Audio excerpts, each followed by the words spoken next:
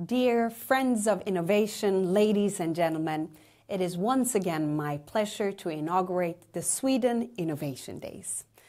Sweden is a country that breathes and thrives on innovation and entrepreneurship. From the pioneering ball-bearing designs which laid the foundation for the world's largest ball-bearing manufacturer, SKF, to the invention of the milk cream separator at Alfa Laval, which enabled farmers to separate their own milk and sell the cream to dairy factors.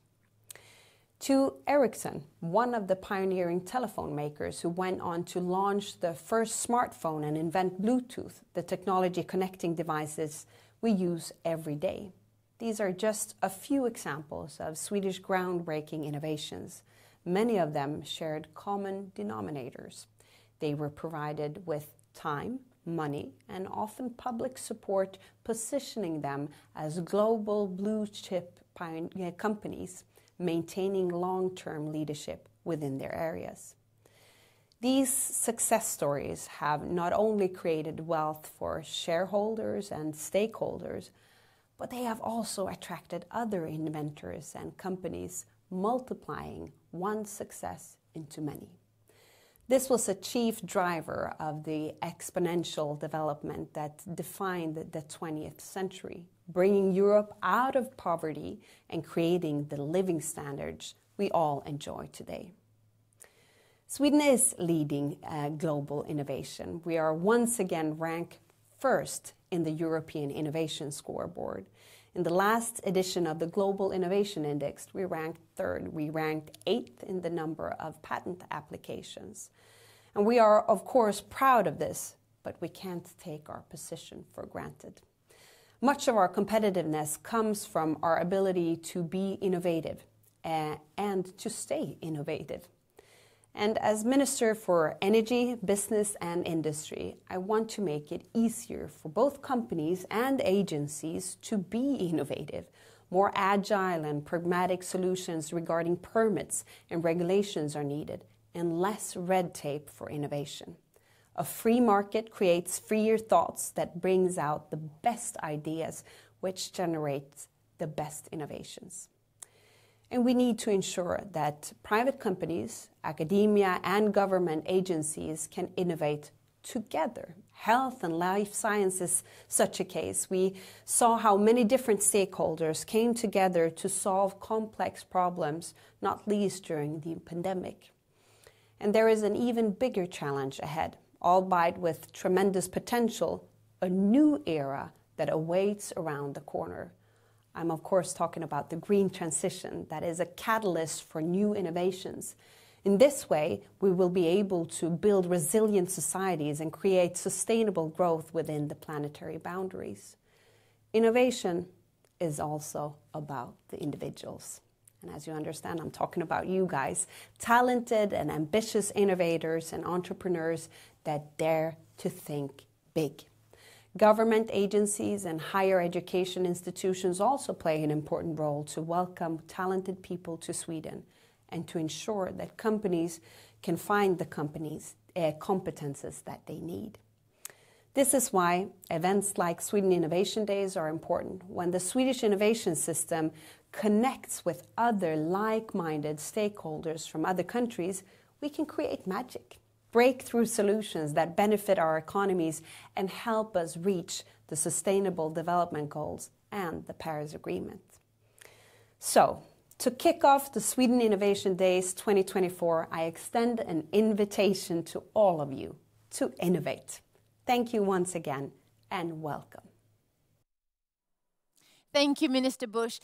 And welcome to our studio in Stockholm. It's wonderful to see all of you log in to Sweden Innovation Days.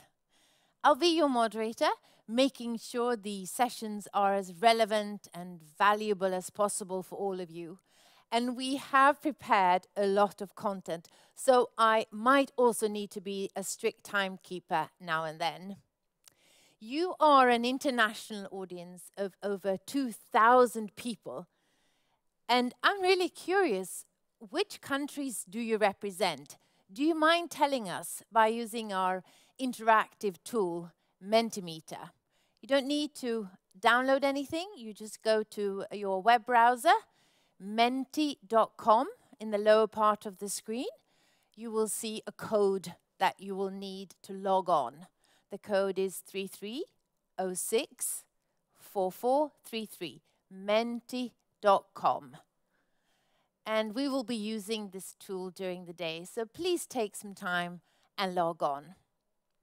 And we'll be reviewing the results shortly. So, which country do you represent? We're eager to know. I think you're eager to know as well. Our first keynote today is delivered by the director of the Earth Observatory of Singapore and a professor in earth science at the Asian School of the Environment at Nanyang Technological University, NTU. His research focuses on climate change, the enormous global threat that sparks and requires most of the innovation and shifts that we will be focusing on today. Here is Professor Benjamin Horton. Welcome to Sweden Innovation Days, Professor Horton. Hi. Can you hear me okay? Yes, we hear you fine. I'll leave the stage for you now, and then I'll return for questions. Okay, so what's the format? I've got about 10 minutes, is that right, to deliver this presentation?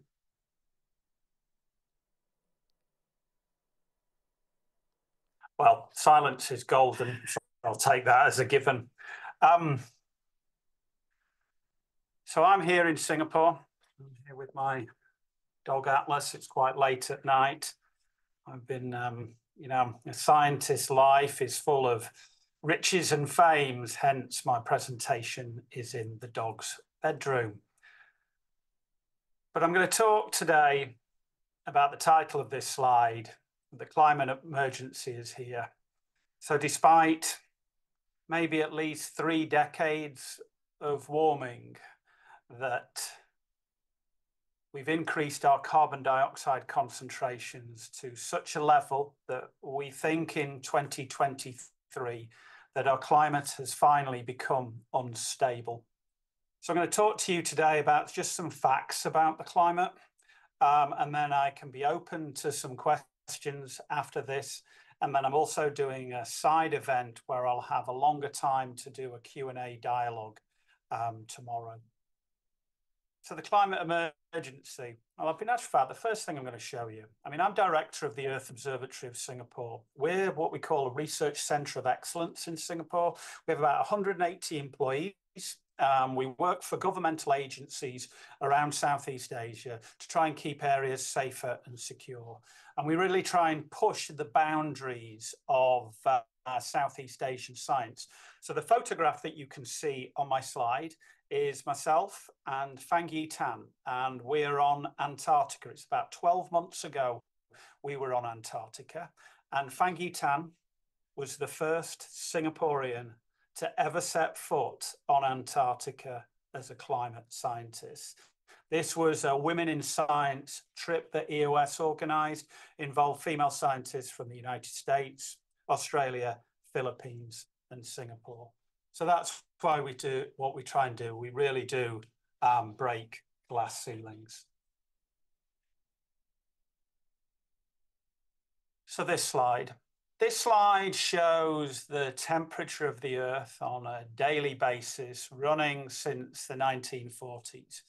You can see in the black the average temperature during this time period, and you can see that beginning in about April to May last year, every single day in 2023 was the warmest day since records began. And this has only amplified in 2024. We are quite simply in uncharted territory. This graphic is the subject of a climate scientist's nightmares. Way back in 2013, before the Paris Agreement, scientists such as myself were tasked with finding tipping points. I was part of a group that was tasked with finding the tipping points of the West Antarctic and the Greenland ice sheet. So we worked together with modelers. We looked at observational records and we looked at paleoclimatic records. We came up with the tipping point was 1.5 degrees C warming above pre-industrial levels. If you were to go beyond that, then these catastrophic consequences for planet Earth would have a much higher probability of occurring. If you continue to increase temperatures, there's almost a certainty that they occur. So the West Antarctic ice sheet in the geological past has completely disintegrated when temperatures are above 1.5 degrees C. And the Greenland ice sheet that has around 7 meters of sea level rise contained within its ice, collapses when temperatures get above 2 degrees C. So on this graph that looks at annual averages, just stretching from 1940 to 2030, you can see that we've stretched beyond that. We've now been beyond that threshold for a total of 365 days. Climate scientists say that you have to return below that threshold in 10 years. We can only withstand these temperatures as a society for 10 years before there is disintegration. This slide seems to illustrate the problem. The problem is that our temperatures are now accelerating. So this plots the annual average temperature for any single year, moving from the baseline period of 1850 to 1900, a slight increase, a stabilization, an acceleration in our 1970s, an acceleration in the beginning of the 21st century, and now an acceleration in the last few years. This graphic shows the distribution of the heat on our planet. It shows that the hot spot, okay, your clicker code is no longer working. So can someone else forward my slide? So this slide shows the distribution of heat in 2023 in the month July against the long-term average. You can see pronounced warming in many land areas of our planet, particularly in the polar regions. This is a significant problem because if you warm up the polar regions, the North and the South Pole, you have a significant positive feedback in the fact that if you lose ice, the ice previously had an ability to reflect around 90% of incoming solar radiation, acts as a mirror, cools the planet. You melt the ice, you replace it with open water. The open water absorbs about 70% of the water of the incoming solar radiation. So you just get a positive feedback on planet Earth. Next slide, please. This slide just illustrates this. This is some data that I downloaded, which showed the albedo of the Earth, the ability of the Earth to reflect incoming solar radiation. So if you lose ice, the albedo decreases, you warm up temperatures even more, you lose ice, you warm up temperatures. You understand the positive feedback effect. Well, we're a blue planet, so what about our oceans? Well, that doesn't tell a good story at all.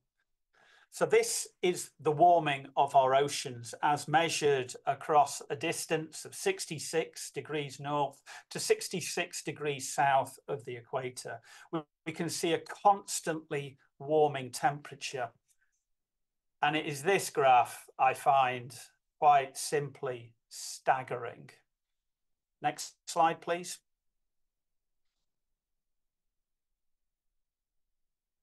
These are the global sea surface temperature anomalies. So we have every single day recorded.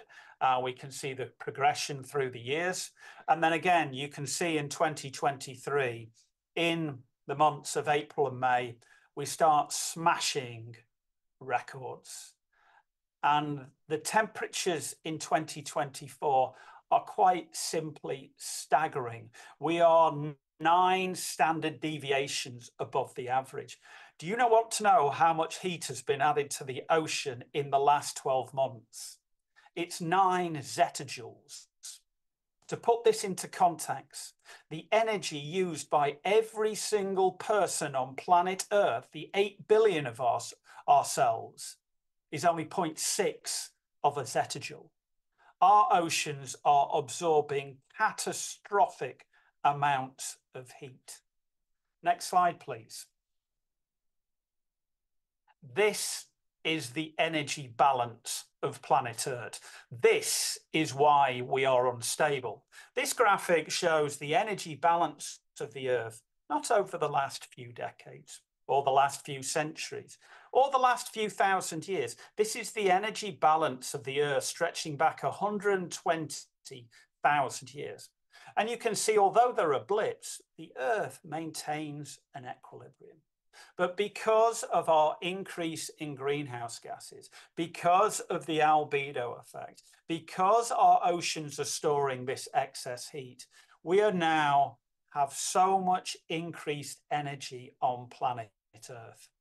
So you can ask what the cause of this is. Next slide, please. And these are one of the staggering things about climate change. So it's so very, very obvious.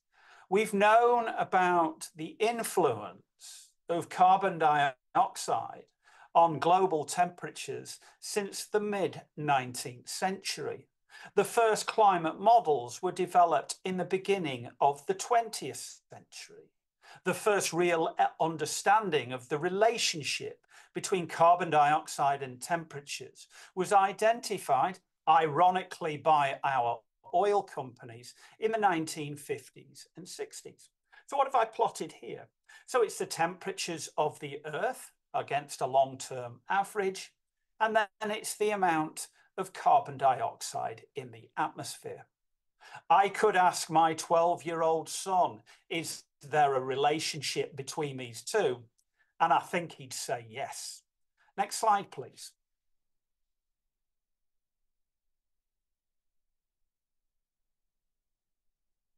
So what does our future hold? So this is a graphic that in red shows the smoothed amount of carbon dioxide in our atmosphere. I then plot on, if we can get this slide to work, the projections of future carbon dioxide under two emission scenarios. This is from the Intergovernmental Panel on Climate Change, for which I was a review editor for the report that was released in 2021.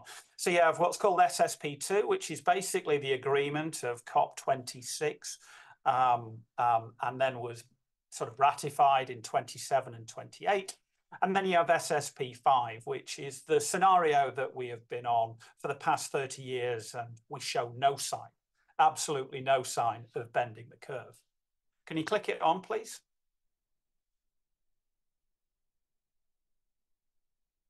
So then we plot temperature.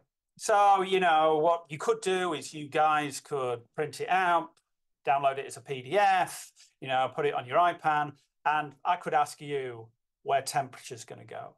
And remember that you go above 1.5 degrees C, that's the West Antarctic ice sheet. You go above 2 degrees C, that's the Greenland ice sheet. You go above 2 degrees C, 99% of corals on our planet disappear. You go above between about 2 and 2.2 degrees C, the Atlantic Ocean circulation that transports heat to a country like Sweden, that doesn't mean that you are landlocked in ice, stops. You go above 2.2 degrees C and the permafrost in Siberia melts. You go above 2.2 degrees C and the Amazon rainforest, the lungs of our planet, becomes a savanna. Next slide. And this is what the IPCC suggests. Professor, so we can call it a day right now, because that's where climate is. This is Swedish Innovation Day. Now, I'm not full of doom and gloom on this because we still have time to act, but every single innovation needs to be on climate. Nothing else, absolutely nothing else, because you need to act on climate like your very life depends upon it, because it does. I am a climate scientist. I've studied this for 25 years. I know the impact of a 2 degrees C world on planet Earth. Thank you. Professor Horton. I think it's a really, really good background for our 2 days. As you say, we need everybody to be on board. But today, the incentives and the agendas between stakeholders are very disparate. Can you tell us more how you see how we can connect and find synergies between climate research and business, for example? Well, it's about conversations, isn't it? Yeah. I mean, we have to realize that this is an emergency. You know, when you are short of breath, that's an emergency. When you are dehydrated and gasping for water, that's an emergency. When you're starving to death because you don't have enough food, that's an emergency. And climate change influences the air that we breathe, the water that we drink, and the food that we eat. It is an emergency. It can be very easily solved. Transition, give me a break. My son was diagnosed with diabetes. I did not tell him to transition off donuts, did I? It's the same with carbon. Carbon has been fantastic for our world in terms of the energy that it has given Western nations. It is the Western nations, like Sweden, like the US, like the European Union, that needs to answer this call. So developing nations can develop their economy with clean, renewable energy. 70% of the world right now can run renewable energy cheaper than petroleum, but we do not. And I struggle to understand why. I would love to know, you've done a survey on where people have come from.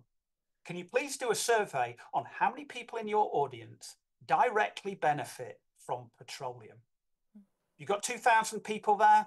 There's probably 5 of them. Why we're going to do that? Thank you for so much time. Sorry for interrupting us. Sorry for interrupting you, Professor Horton. I think you sent us off with a very, very clear message, and I will personally make sure that we also get as much out of these 2 days as possible to deliver some clear answers on your message. Thank you so much for joining us. And you will be here to get with us tomorrow as well at 9 a.m. Central European time for those of you who want to dig deeper. Thank you so much.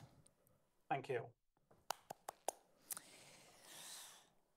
And with that, I say welcome to Lisen Schultz. You are the Deputy Director for the Stockholm Resilience Centre.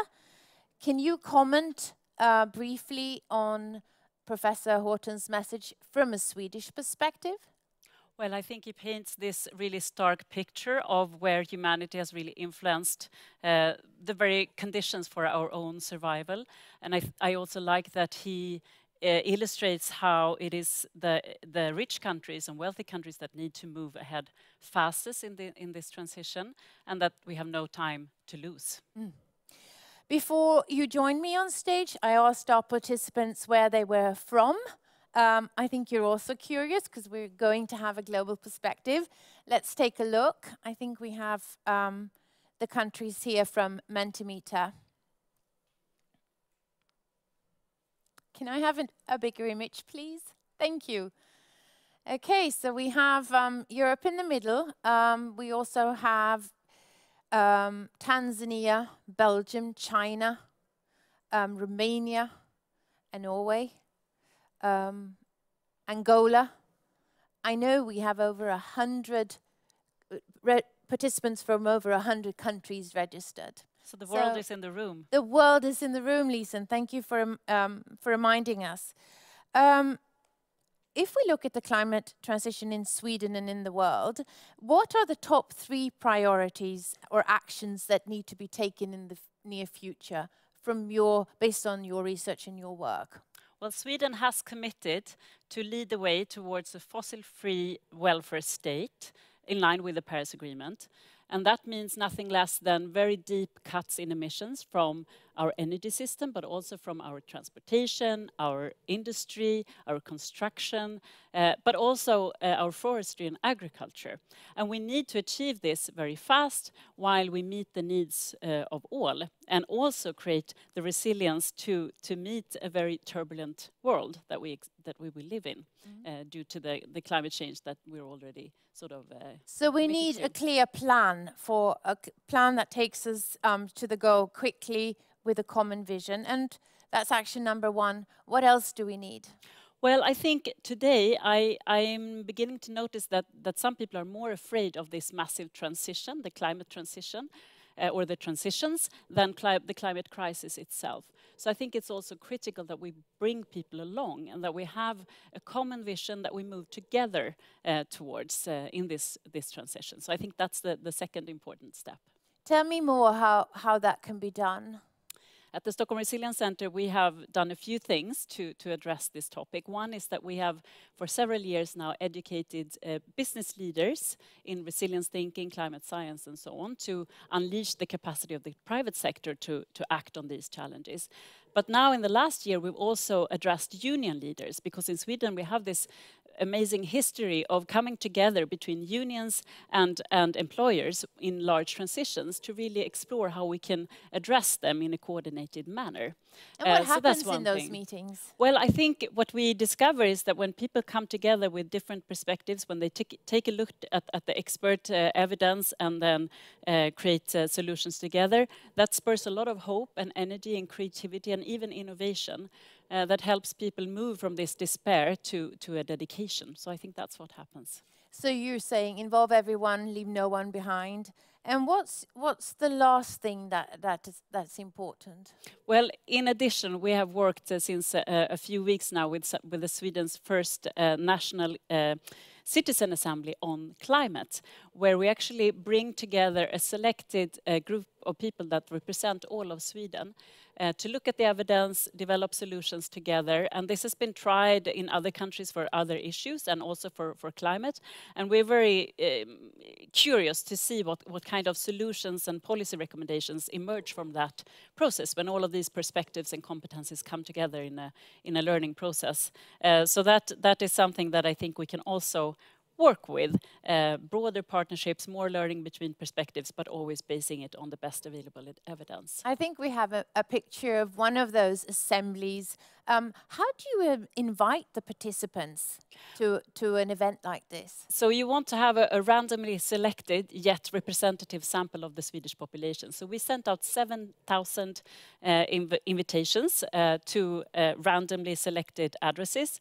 Invited to this assembly process. We got 500 responses where we also had them respond to questions around education level, anxiety for the climate, where you live and so on, so that we could from that then select 60 people who had the same kind of distribution as Sweden has when it comes to gender, education, party politics, anxiety for climate, and so on, and if you live in the city or an urban area.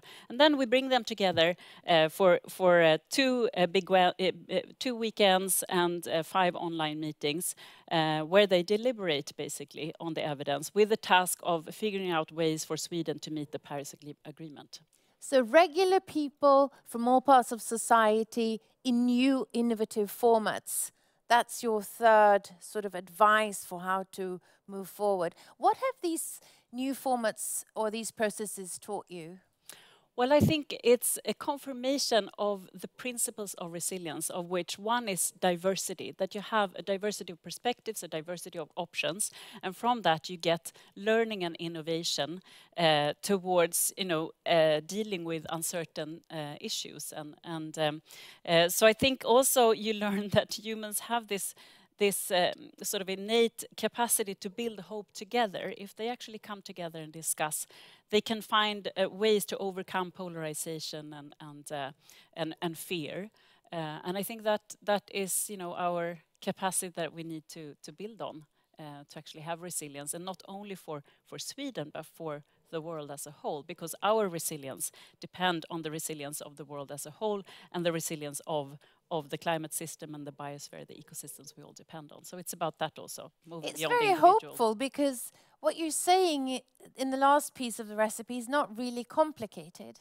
It's not so complicated, but it takes, of course, good facilitation, good information, good collaboration to get there.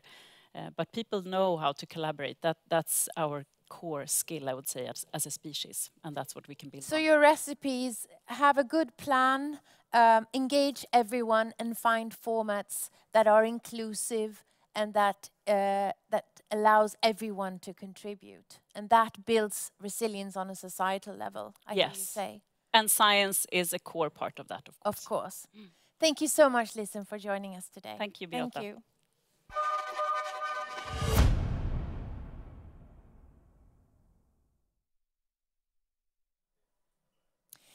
It's time to meet the 3 governmental agencies that jointly host Sweden Innovation Days to hear more about their strategies for creating resilient societies for the future. Here in the studio is Darja Isaksson, our Director General at Vinnova, Sweden's innovation agency, and Johan Kuylenstierna, Director General at Formas, a Swedish government research council for sustainable development, and also Robert Andrén, Director General for the Swedish Energy Agency.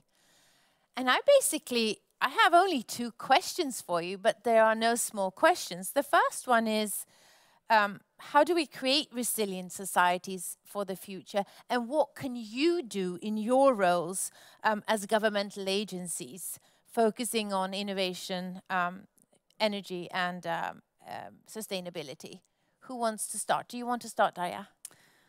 Well, yeah, we can start in this way. As we've just heard, we understand that our challenge is actually of this generation, we need to transform society to lie within Earth system boundaries. Resilience, security, prosperity, all depends on it. We need to do it in a time with an increased uncertainty, with increase in geopolitical tensions, with recurring crises, be it pandemics, supply chain shocks, even conflict. But also in a time of unseen opportunities provided for us by groundbreaking research, really disruptive and powerful technologies. And there's a lot of hope in that, because it also creates opportunities for how to include and how to create opportunities for many. So on one side, we have a very disruptive landscape, more disruptive than ever. Yep. And on the other side, there are opportunities, but we need to address them in new and innovative ways. Is that what you're saying? And then Vinnova is a national innovation agency. We'll listen to the others. So that gives us the task, the mandate to create opportunities, basically for many actors to take this systems perspective, like what is really needed from many. We need innovations in the shape of technologies, new products, new business models, new ways of working, new policy, new ways to stimulate demand, all these things that constitute a system. And looking at that together, seeing what can we do in a more coordinated way to help drive this, make it happen. And at the same time, allow for opportunities for experimentation. This requires innovation. So our mandate is also to provide opportunities to share risk in trying out new things at various levels. And today we'll see a few of these systems. We'll hear more about the energy system, the food system, transportation system, to hear more about how do you work on a system level. Yes. So actually I would say there are plenty of opportunities and new ways of doing this together and new ways of stimulating this type of collaborative approach. So yeah, there's a lot of work to be done. Johan, what would you say are key challenges for you? And of course, difficult things are great because usually they provide better results. But what are challenges and how do you address them? Well, I think one summary thing is that a challenge is to really make sure that we have a process that we work together in order to move challenges to opportunities. So I just want to echo that. I think that is absolutely the most critical role that we have as government agencies. But I think from our perspective, it is to address the multiple disruptive changes. You talked about them already, Beata, but also Professor Horton. But he of course, focuses a lot on the climate challenge, which is, of course, really critical. We have others. We have pollution. We have biodiversity. We have many of these linked challenges on one hand.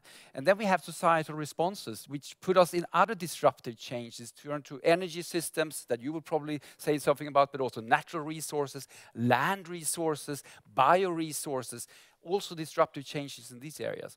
So if I look at it from our agency's perspectives, I mean, the responsibility I see that we have is to move from a process where we look more into transitions, which tends to be more focusing on individual sectors or individual problems, to transformation, which requires much more deep system changes.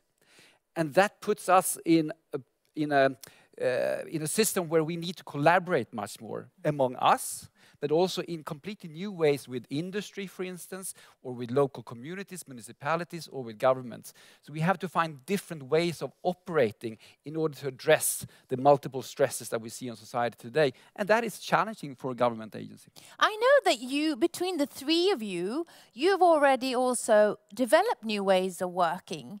As you're saying, you're changing not just something, a project, you're working on transformation. Tell us more about how have you found new ways of working? Maybe you want to go, Robert. Oh, yes, I can go. And I just want to say that I'm so glad I have wise colleagues and collaboration we have, because that is the key word, collaboration. Because this is nothing, the change, the transformation, the transition we need is nothing that anyone can do in splendid isolation. It's a question of teamwork. And we've gathered up to see how we can use our various channels, our tools that we have, financial and otherwise, competences, and see how we can use them together, pool them together, and make a difference. And I think that that is what we are trying to do together, the three of us, and joining hands also with other agencies. Less patchwork and more impact if you join forces. Yeah, I mean, it's an organizational structure and border we are setting up in society for other reasons than to meet the challenges that we have in society.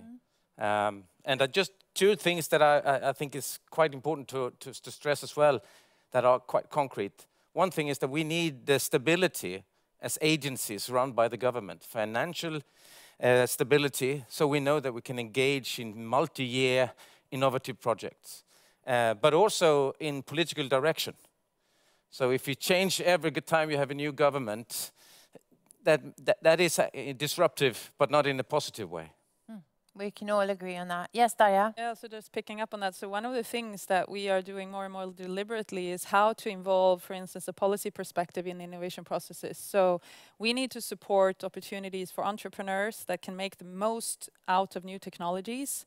They need support, access to capital, first customer, all of that. But we also need to make sure that policy and regulation works in a way that embraces that, encourages that, and gives it direction. So I'll just give you one opportunity that is interesting right now is, for instance, in how groundbreaking research on quantifying Earth system boundaries can be translated into governance. So if you think about how companies today are working with their scope 1, 2, 3 in terms of carbon emissions, but having the same clarity both on the international, national, institutional and corporate scale related to all Earth system boundaries. This is really exciting opportunities provided by researchers, but what we are exploring is how to be able to translate that into work practices. So that's an opportunity to think about and actively work with a policy perspective in a way that really helps drive and accelerate this transformation. That's really innovative. And putting the entrepreneurs in that type of context and really help also level the playing field for those who take those risks, who make those investments, and also help stimulate the demand. Like actually, a lot of these solutions will be procured and put in place in some city where citizens will meet it. So those kinds of processes that glue these things together are valuable. And just to add a small piece there, I mean, we could go back to our mandate. We look at urban development, for instance, urban planning or agricultural system or forest system. But what is really evident when, as you can hear when we discuss this, we have to really cross these systems. And that's why, I mean, we will never solve the challenges, and we will definitely not identify the co-benefits of working together if we don't work together as public government agencies as well. So it's really critical. How much is this a mind shift would you say? I would say a lot.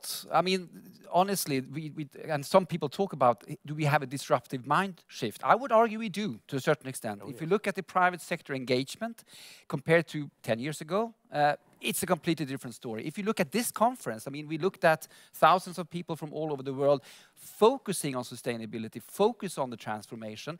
From the dimension of innovation and entrepreneurship 10 years ago, we wouldn't see this. So I would argue that we do have a mind shift, but we cannot, think that everything is okay now. We can also see that now when it starts to burn a little bit in terms of the climate transition, you see costs of fuels going up, you see costs of energy going up, whatever it might be.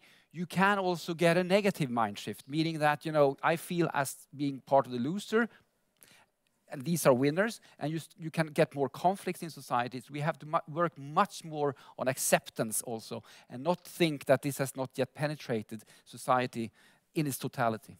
You reacted when I said mind shift. And I think Robert, Robert, you want to go first? No, we all react. We're very intimate, and we do share a lot of ideas and thoughts forward. But I think that as an agency, being a government agency, one key thing is to also have focus on what we need today in societies, what people need today. We have security of supply in the energy system. That has changed dramatically the last 2 years due to the horrible war in Ukraine. But we also need to balance that with what we see around the corner in the future. And that is a challenge. So I think that we need to keep that in mind, the storytelling of here and now and beyond. So balancing perspectives. That's our role. There. And actually I thought Johan would say this, but now so we'll pick up on that. So I think that, yes, there is a mind shift in how do we think about and assess risk. I think there is an increase in clarity in risk models also of the actual risks and costs of inaction. And that has not been in the equation at the same extent before. So that Repeat that. That was such a great the mindset saying. And the actual way of assessing risks of inaction, just looking at the costs of extreme weather events and its impact on supply chains, etc. So I think that is a mind shift that's going on. Another shift is the clarity of metrics. I mean, I cannot stress it again, like quantifiable Earth system boundaries means that you can set targets in a very specific way. So there's great opportunity in that. And follow up. But the most important mind shift that I think is evident at a conference like this, the opportunities to create value in a transformation of this scale are basically endless. We can create an insane amount of new jobs, of prosperity, of health, of great things for every citizen in the world by really acting on this. And that would be kind of a really important message both from us and here, that is real. And that's what we should be focusing on. And then when we invest, let's do it on the things that provide multiple benefits. So I mean, the energy transition needs to happen both now and in the future. This demand is actually something that is essential to manage the transformation as well. So all these things that clearly bring value both now and in the future are the obvious things to invest in. Let's talk more about the opportunities when accelerating the transformation. Add on what Daria is saying.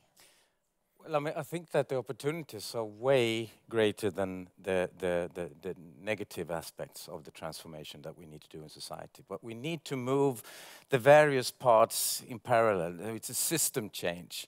Now you can solve the energy situation today with yesterday's solutions, but you can also try to see how we can use the solutions tomorrow that will be there, and see how we pave the way for that instead. So, but the reaction many times in society is to lean back and grab what you used to know and what you're familiar with. And I think that is a challenge that we have. But then we have to explain the opportunities on an individual level. What's in it for me? And try to say that this is not about a cost. It's about a better society, a better life, and the cost will be greater if we do not do this. But so we have a challenge in storytelling. You always stress this. I think it's so important with storytelling, because if we cannot paint a picture where I can see myself, I'm not part of that future. It's somebody else's future, and I'm just left here. Disruptivity is in itself, for most people, a very negative thing. You get scared. So we need to try to explain it better. You are? And not to repeat, just to add something else, talking about opportunity, honestly, this is not about just an opportunity, it's about our future life on the planet. I mean, you talked about the planetary boundaries. If we do not handle the challenges that we see now, the impacts on society globally will be immense. What is really needed is also that we get out of our national context and even the EU context. We have to understand that the work we do, the innovations that are developed out there, the building of more resilient systems, food systems not least, for instance, biosystems, how we use bioresources and natural resources, is the foundation for the future society and welfare. So and it's required, it's not optional. It's not just more an opportunity, it's actually, I think we have to understand this. This is a basics that we are talking about for human societies. It's required and desired. I mean, we're basically talking about places to live that are healthier, that are more resilient to, you know, extreme weather that's going to come, but that is healthier and nicer to live in. And there are plenty of examples, but yeah. Short question, one word answers. What is another country that inspires you in the transformation journey? If we look outward. Just recently talked to my colleague from the Netherlands, how they're working with smart sector integration, where they use the existing buildings or cities and use the resources, energy or what have you, in a more integrated way. I think that is something that I think we can do a lot about in Sweden as well. What countries are you looking at? We are looking at many countries, but just to give one example also, Colombia, interesting in terms of governance, for instance, and being able in a very difficult environment where you have conflicts, still focusing very much on trying to build a better society, also based on having high environmental standards and so on. So governance is interesting in Colombia, I would say. There are many such examples around the world. We shouldn't, forget the global south. Yeah, and that's true. And actually, there are great examples there. For instance, helping small-scale farmers financially benefit from a sustainable agriculture practice and figuring out how to make that kind of bankable and investment-friendly. So there are great examples that we can really learn from. And New Zealand have been great in drawing on local knowledge in terms of engaging in citizens. But I would also say we can be inspired by cities, not necessarily countries. So I'm pretty sure most people actually know how much citizens in Paris, Amsterdam, other places have benefited both health-wise and life quality-wise from greening cities and changing transportation opportunities and patterns. So there are plenty of great examples so that we can learn from. And in doing that, they have also been driving demand for new solutions. And I'm very happy to see many Swedish cities acting in the same way, more orchestrated. So maybe we will hear more about that. Yes, we will visit both Madrid and Stockholm later in the program. Required and desired is my takeaway, and I also like seeing the work that you're doing in practice together here on stage. Thank you so much for joining. Thank you for having us. Thank you, participants. I'd like you to revisit the Mentimeter tool, our interaction tool that we're using. And for those of you who joined a bit later, we'll be using a web-based tool. So you just go to your browser, you print menti.com, and you'll be asked to submit a code, and the code is in the lower part of my screen. And the question now is really about getting some input from you that the organizers of the event would like to work with. What are the major societal challenges in your country or in your area or in your city today? If you could help us contribute with some input for the work and for future events. Thank you so much. Let's talk about innovation. According to the UN Global Innovations Index 2023, Sweden is the second most innovative country in the world. This is the 16th consecutive year that Sweden has been ranked in the top 3 in the world.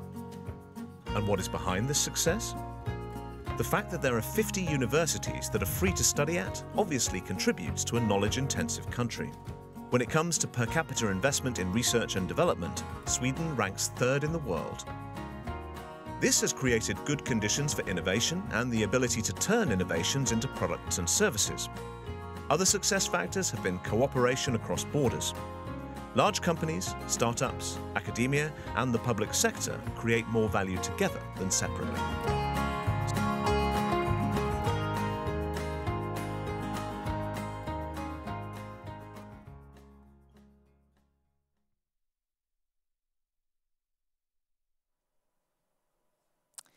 Access to competence has become a critical factor for the transition and transformation to a sustainable energy system, not just in Sweden, but also in Europe and globally. And in our panel now, we'll hear more from some of the pioneers in Sweden about how they are facing this challenge. Here is Marie Claesson, Program Manager at the Swedish Energy Agency, and Martin Sangve, you're the HR Director for Hitachi Energy, Sweden. Lotta Henriksson, VP of Human Resources at Vattenfall Generation. And also Malin Wilson, working at the Talent Attraction Unit at the Swedish Institute. Very welcome to our discussion. Thank you. Thank you. When preparing for this panel, you really got me hooked on on this revolution that we're in the middle of, and we're globally transitioning to a sustainable energy system. Just give our audience one sentence about why this is such an interesting area and such an interesting industry to be working in. Do you want to start, Marie? Thank you. Well, the climate change demands us to change our societies. And the industry can make the most out of this urgency. So it's an opportunity. What are you saying, Martin? No, but this is spearhead technology. It's so super exciting in itself, but at the same time, it really enables the green transition. It electrifies the world, which is making our lives easier, better, more fun. So there's a lot of things in it. Mm. And if you're working in this field, you see an article or a debate or a blog post about electricity every day.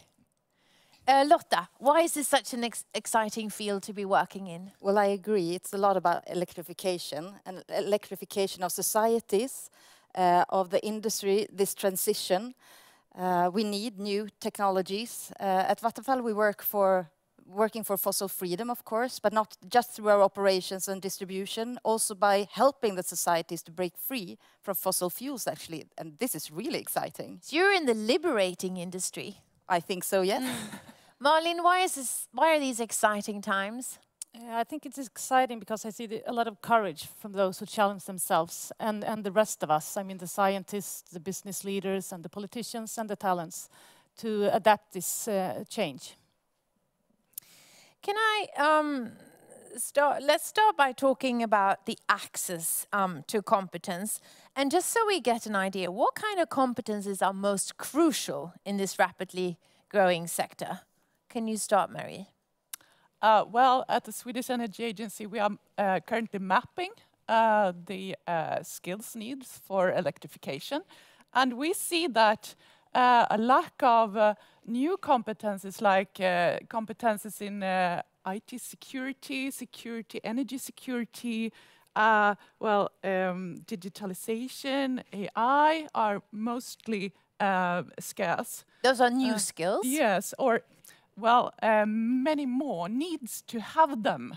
That is a fact. But also a lot of people need to do the hard work. You know, we need also people that are blue-collared workers engaging in this transition. So the span is great. The span is great. Yes, we need both highly skilled and blue-collar workers as well. What else do we need, Lotta?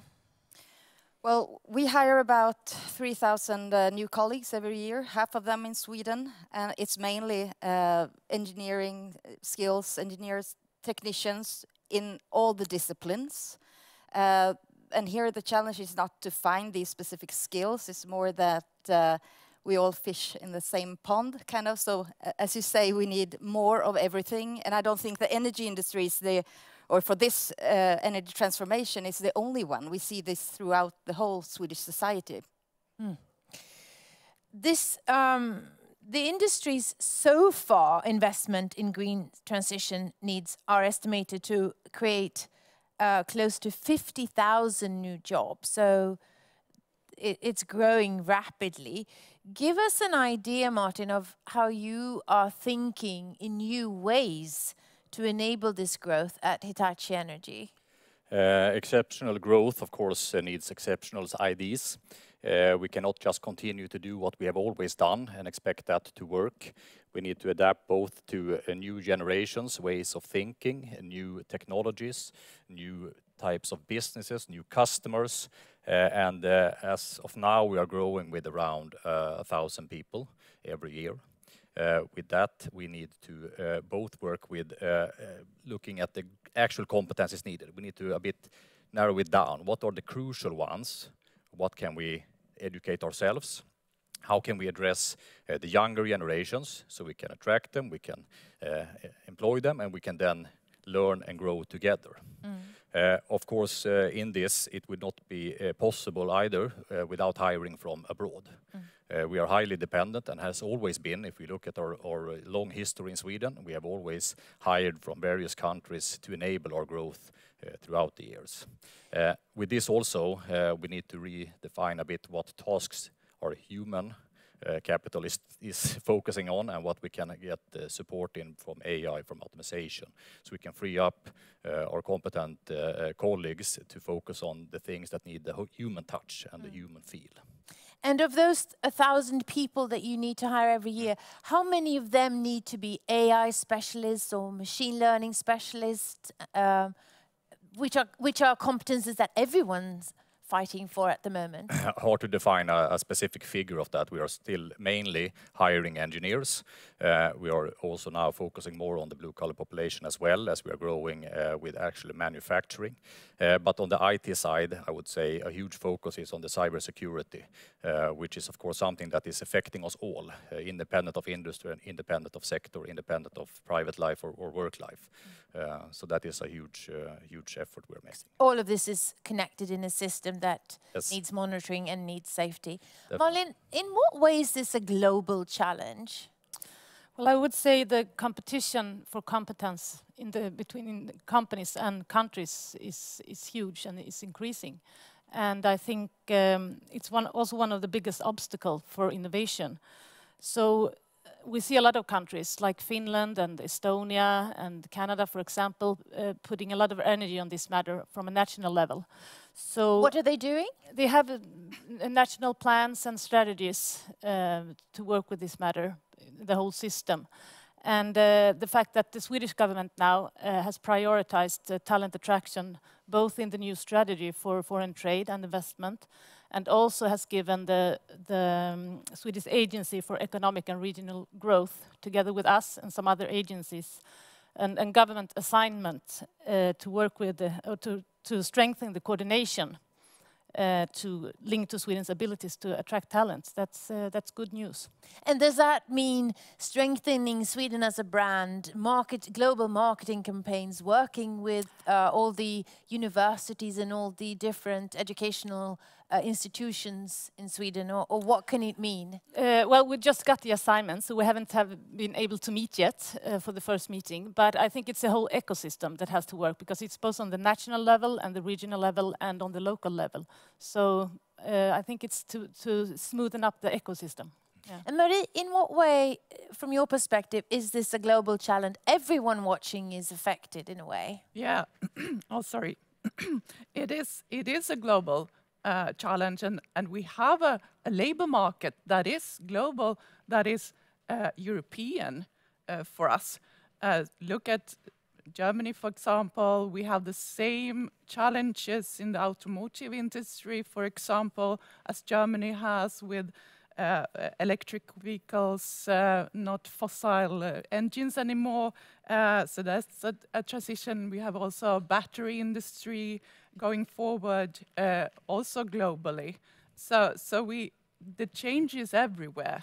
It's the same driving forces that we stand for. So we need to do this shift and make more people interested in this industry. So Lotta, if you're really innovative, because it's a global challenge for the same people, the same competence, the same skills, the same teams, how are you being really innovative here? Because you want your, what do you say, 350 new people every year, plus maintaining a really high level of R&D. Yeah, for sure. The recruitment numbers are even greater. Well, one of the challenges is that we talk a lot about the new technologies, the new people, and new skills. When you have a lot of assets that was brought up decades ago, we still have to have people with, we cannot just transform them into something new and digital and run them on AI solutions. We still need the core competencies and technicians and engineers running that, and then we can tweak it. But to get this en masse, everybody's struggling for the same competences. Well, for Vattenfall, we've got the opportunity now, a couple of years ago, to actually invest in branding our industry. And I think that's the first thing that I would like to bring up. It's not about branding us as a company, it's about Vattenfall and Skellefteå Kraft to be part of the workplace reality, högspänning, high voltage then maybe in English, to actually show all these cool jobs that you can have within the energy industry, all our talented, competent people, to show the diversity that you can be whoever you are, you know, the diverse you know, teams we have and employees, and then to get more people young people interested in working with energy. So it needs to be cooler. It is cool, but more people needs to know it actually. Yeah, cool. Yeah, for sure. And maybe that's the most, you know, biggest thing that we've done that we haven't done before, because otherwise it's still a lot like you say, Martin, try to tweak it, do something new. It sounds, Martin, like you need to redesign the whole value chain. I would say that we need to come together. We have been working quite separately, all the companies, the agencies, everyone. Now we have both Marie with their initiative in mapping. We have Malin with the task now from the government into coordinating this. That is what is really needed, because this is, as Lotta says, a really cool business. It's spearheading technology, but it's not known. So we need to make it known. When people know it, they come and they don't leave. That's the reality. So that's what we need to do. We need to promote the technology, we need to promote the energy sector, and we need to get people to come in and to learn and develop together with us. The word today is collaboration. And what kind of new collaboration would you like to see, Malin, both between agencies but also between other stakeholders in the ecosystem? Well, I think, first of all, we need to learn more about each other's challenges and to collaborate there. And also have actions toward common goals, I think is a necessity to move forward. And I think also we have a lot of good examples in Sweden to learn from. I mean, we have moved to Gothenburg, we have International Citizen Hub in Lund, we have a lot of in Skellefteå as well. So there are some really good examples. So I think we have to test and to re-evaluate and so on. So I think that's important now. And start doing. Yeah, start doing, exactly. And I know at the Swedish Institute you work with attracting talent and you work with marketing the opportunities in Sweden. What are some of the specific challenges when you want to recruit to this new or newish industry? Well, I think, Sweden has a really good offer there. We have the companies who are in the forefront of progress of this green transition. We also have a really good offer in Sweden when it comes to combine work with family life. We have a lifestyle that values balance and wellness and so on. But we have to look at the talents. Who are they and what are their drivers and ambitions here? And to put Sweden number one on their list. But it's a big decision as well for the talents. It takes about 2 years from starting to think to move to the actual decision. So is it slower here in Sweden compared to other countries? No, but I think it's a big decision for a person to move to another country. It's not that you just do in 1 minute. So I think patience is important, but we have to continue, I think, to create more awareness of Sweden and to put Sweden on the map, because I mean Sweden is also quite small country, so we can do more there. Mary, would you say there is an area or there are perspectives that have been overlooked that we need to focus on going forward? I think that we have addressed them here today, actually. It is bringing attention to this somewhat hidden industry and getting new groups interested in working in the energy sector, especially women, I think. We need to try to get young women see themselves being active in the energy sector and having their careers here, because it is very interesting and very, very fun to work in the energy sector, actually. So you recruit about 25% of your competence needs outside of Sweden. Yeah. How do you do that? What are the success factors? But at Hitachi Energy, we take pride in hiring people and not nationalities. We take pride in having over 80 different nationalities within Hitachi Energy in Sweden. And this is something that is not new to us. It has always been like this throughout the century. And this is crucial for our growth. We truly believe that diversity of thought, together with the great collaborations that we have, that is what brings this great technology and innovation to the world. And we have so many examples, millions of examples of when this is actually the case. What do you do today that you didn't do 10 years ago that is innovative or new, that really works? I think the complete take on bringing people aboard. Before maybe we collaborated and we got the connections, and then people moved from one part of our organization to the other, from one country to another. Now we actually address them. We have a totally new way of reaching the world. And with that we can create the interest and we can promote Sweden as a place to live and a place to work. And the overall offering is much better today than it was 10 years ago. Let's end this panel by focusing on obstacles. If you had a magic wand and you could remove any obstacles so that you could have an infinite pool of resources, what would you do, Lotta? Well, if I could dream, then of course, as many have said already, I would say that we need all young people, globally of course, but focusing on Sweden now, to be more interesting, seeing the cool jobs that they can have within the industry, being interested in science, in math early, and see how they can build their career in energy. And if I could remove something with that wand, I would remove the male gender tag we have on the energy industry, because it limits and it's their biases of who should be working in it. Aligned with what Maria just said. Exactly, she's so correct, that we would have more girls, females and ladies to work in our industry. That would be my wish. Well, what would you use your magic wand for, Malin? I think for the time, because I think, I mean, the need is here now. I mean, the companies are screaming for talents and the time to smooth up the ecosystem. So I think I would use it on time, a time machine. The friction, what is it about, the friction in the system that takes so much time?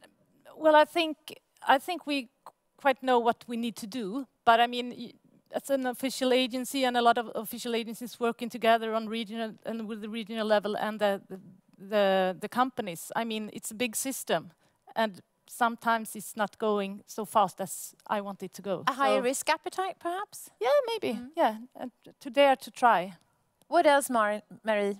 I think I would like to just add a bunch of high-skilled, talented teachers in the education system. To reach also kids, like yes. you said. Yes. And you have the final word, Martin. What would you use your wand for? Perfect. I will then address the camera directly and hope someone is listening that can affect this. Two things.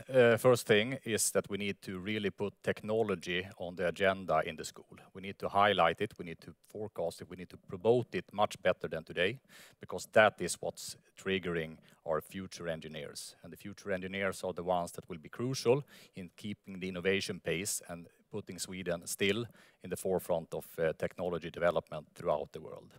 The second thing is much easier and more welcoming immigration rules for qualified labor.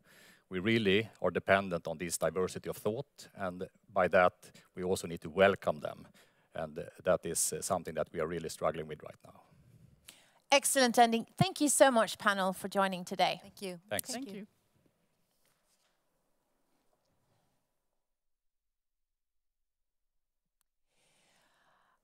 Our next panel will be on the work to reach climate neutral cities.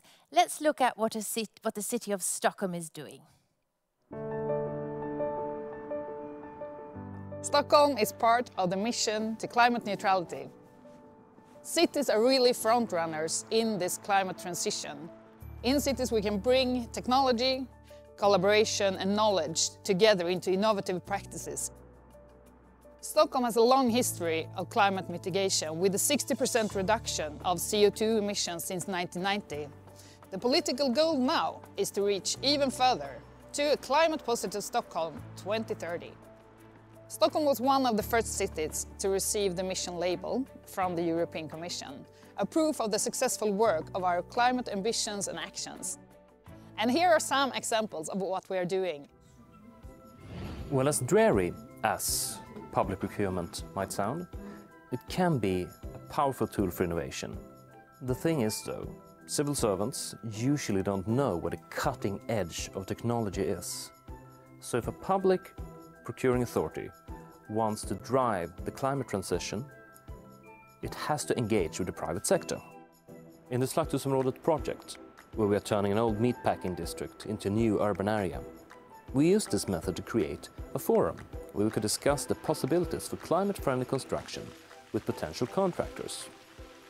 This allowed Skanska and Volvo to come together and bring us one of the world's first battery electric heavy excavators for use on site in the project, years ahead of what we had actually thought was possible. Another focus for us connects to the use of plastics. It's not only about sorting and recycling, we need to reduce the plastics in society. We can start within our own operations in the city, such as the elderly care. To address this, we have worked closely together with a nursing home in Stockholm, Väderkvarnen, and through a co-creation process successfully explored solutions for how to reduce the use of plastics. Based on this, supporting materials and an upscaling method have been developed in order to engage all elderly care in the city. So I would say that co-creation, changed user behavior and developed working methods are key aspects in this work. We have done a lot of work on energy efficiency and public transports. Still, the transport sector is a huge challenge. A good example, though, is the work done in the Royal Seaport, a large urban development project. Behind us, you see the mass logistics center where we sort contaminated soil and gravel. This is a local sorting, which means that we could reduce transporting with about 80%, and we are allowed to sort about 400,000 tons per year. We're also transporting rocks by sea from the underground work in the Stockholm city. That saves us about 100,000 journeys of heavy trucks through the city center of Stockholm. So, how can we reach a climate-positive Stockholm by 2030? Well, we need to continue the work that we have done over the last decades, but we also need to develop the collaboration with academia, citizens, and the business actors. The key is to work on this mission together.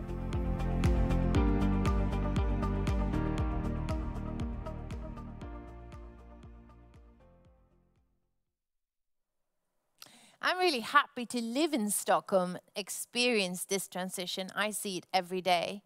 Our next panel discusses the work with reduction of greenhouse gases in cities and what tools are available today. We also look at different ways of working to accelerate the transition.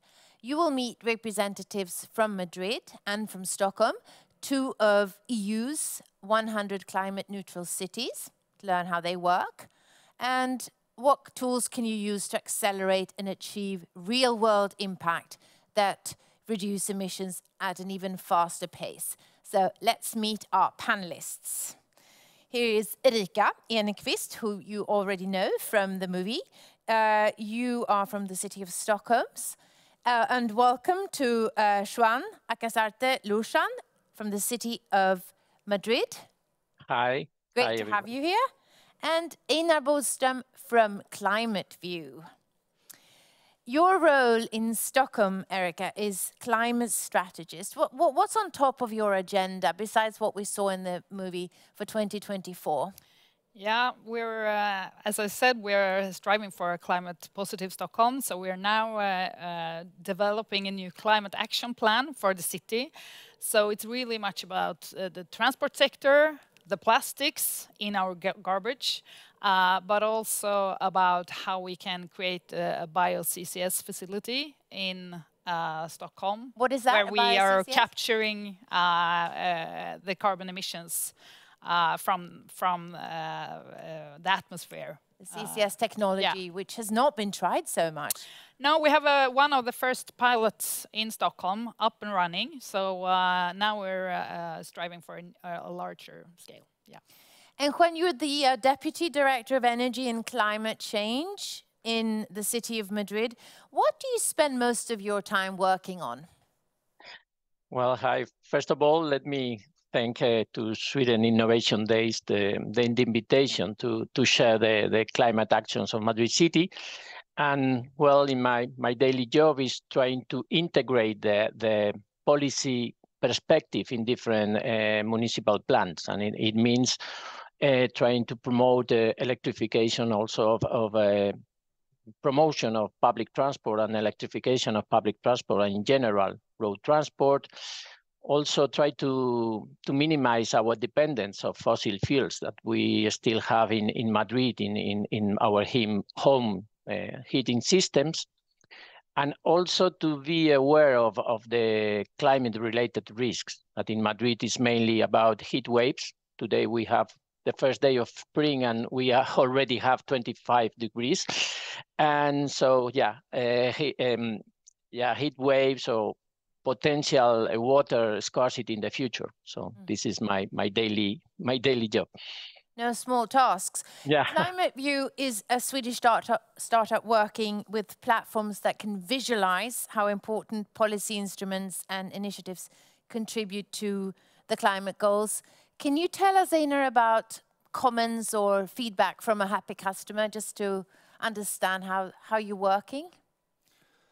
Well, I had one today that told us that they are very thankful for us bringing clarity to their complexity, because the transition is complex. You talk about waste, bio-CCS, heat waves, and it is complex. But then taking that to a unified metric system and really enabling, such as you talk about, Juan, in Madrid, to essentially put them in the language that then resonates with how cities are planned.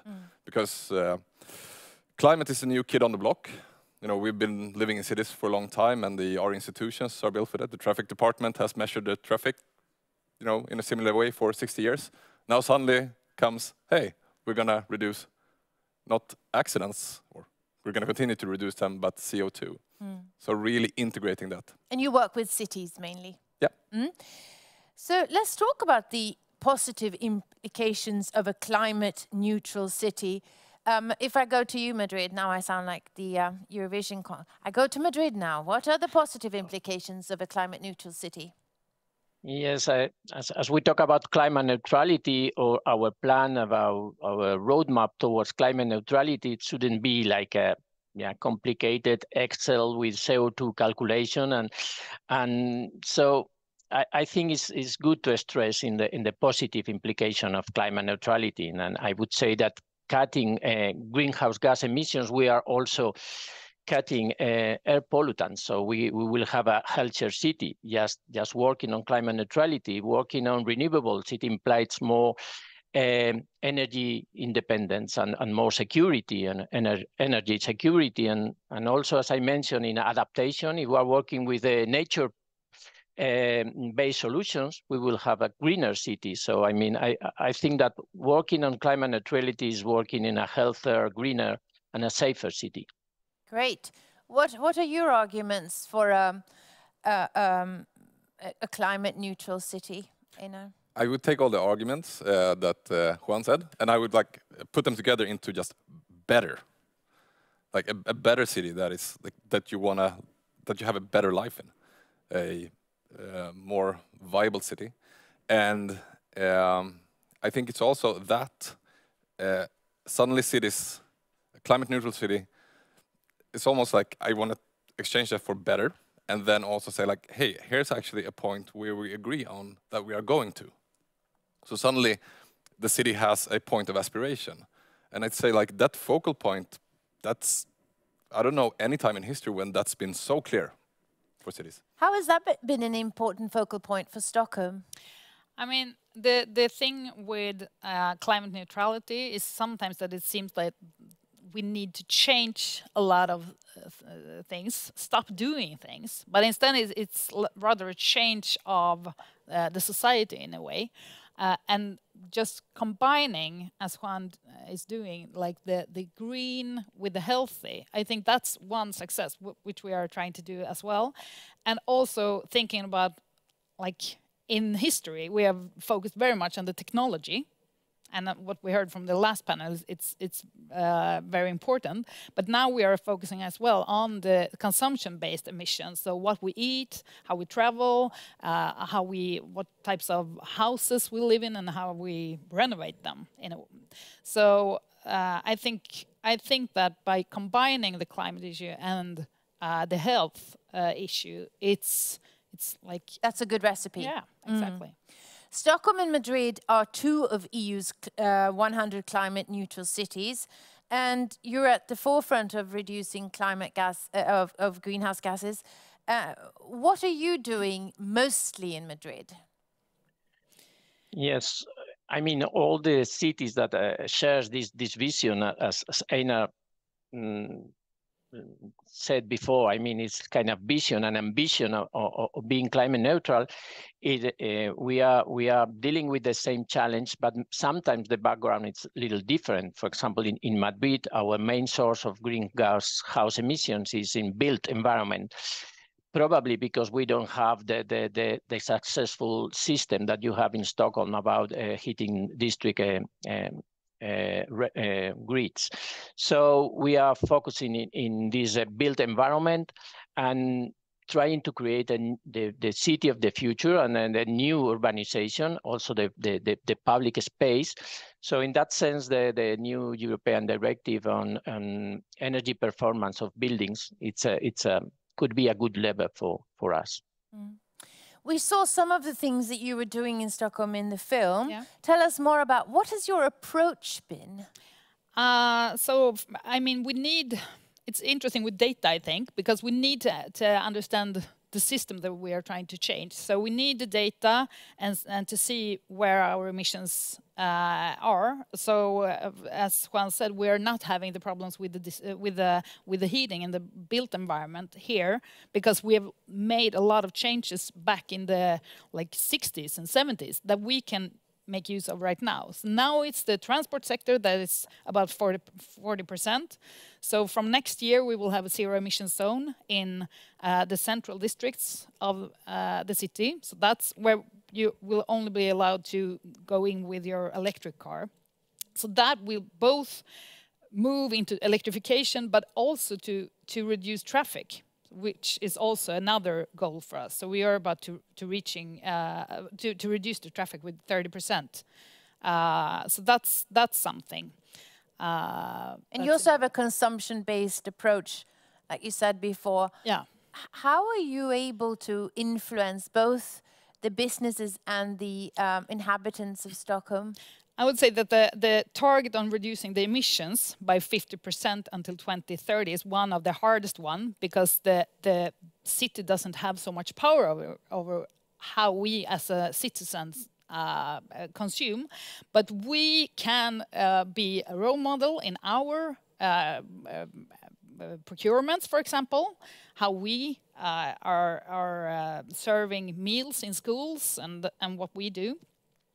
But we can also have a conversation with the business sector, because the thing is that we can only consume the products that's on the market. So we need to work together with the business sector to get new products. Yeah, or to change the existing ones, removing fossil plastics from and make changes of the products. What's the volume of procurement every year?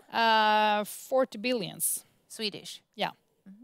So you can really influence. Yeah. Ina, Climate View works with over 130 cities, so you have a fairly good overview of what the cities are doing actively to reduce greenhouse gases. Tell us more. What are the ones doing that are at the forefront? Well, Stockholm is one. Madrid is one, right? And I think essentially the reason why we targeted cities from the beginning is that cities are symmetric and they want to share solutions, which means that suddenly you have a fantastic space where you can create through unified metrics, really speaking the same language. You can find that joint songbook, rhythm, pace. But the sectors are the same across. I think really what's at the top of mind. You mentioned transportation. I think there is a general norm push towards cycling. That's was kind of out of fashion for 50 years, and now. You mean biking? Yeah. Cycling. Yeah.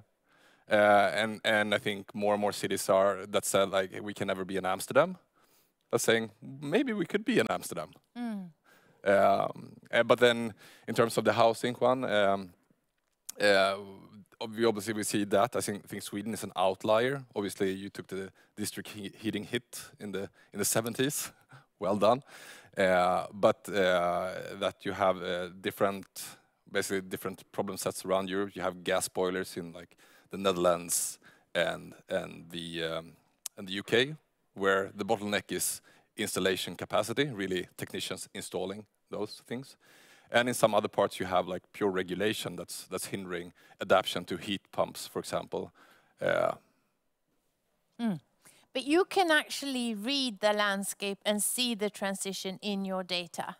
Yes. So say a city like Birmingham wants to increase the number of cyclists. How can your data make that transition more tangible? I wouldn't say it's our data, but our job is to take the data that exists and present it in a way that puts the unified metrics across the table in the same picture. So you mentioned visualize. We visualize that data, but the data that we would bring for Birmingham, we would take Google, so we collaborate with Google.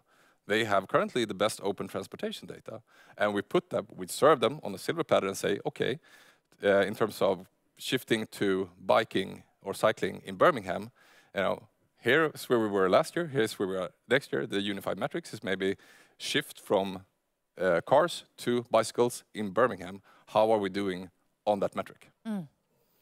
I know you talk a lot about visualization or creating environments in Madrid where citizens can experience the future, not just look at computer-rendered images of some living urban area. What have you learned with this approach, Juan? Yes, as we are all together mentioning, is a general idea trying to make it more tangible, this ambition and this vision of climate neutrality. And in Madrid, we have included in our ordinance, in our regulation, a new figure that it's a demonstrative area of climate action, trying to create not a very segmented, like a transport, build, waste, but make a systemic approach of everything, because most of them are correlated, and creating spaces with boundaries where you can neutrality can be seen as a living experience. I mean, do you live or you work or you study in a neutrality environment? And we have been working with the campuses. I mean, I think the binomial city and university is very important also for, and it is one of our first pilots, and a new urban area that is being planned. And so we are working with the real estate promoters to create from the beginning a climate neutral area. What have you discovered in Stockholm? You also talk about demonstrators and places where you can experience the future. What have you learned? I mean, we're typically using the urban development projects as labs or demonstrations for the future. But historically, we have had some problems of scaling up those pilots. And I think that's really important to change, because we need to, I mean, the idea of innovation is to scale and scale to other cities as well, but create the demonstration in a larger way in the cities. So that's super important, to actually move from a demonstration in one part of the city to make it something that's existing throughout the city. So, I mean, we're using pilots and demonstration, and I think, for example, the heavy excavator that you saw in the film here, the electric one. So that was the first one. It was procurement, and it took like 12 months extra to change the procurement and to involve the business actors. But in the next step, they could do the same thing with another 3 procurements to have more of a fossil-free building sector. So, I mean, going from one and make it a little bit hard, and you need to struggle with the business sector, and then moving on to something more scalable. So I think that's important to focus on that one. So sort of showing that the impossible can be done, and then it's the new normal. Yeah, at least it's on the way to getting the new normal.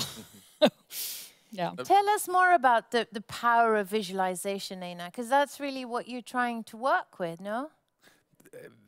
Yes, I think the visualization, it's the outer layer, the looks. But for it to make sense, you need the underlying data infrastructure for it to be coherent, for it to be science-based, based in physics. But the power of visualization, I think that comes down to, as humans, we built our civilization on storytelling, right?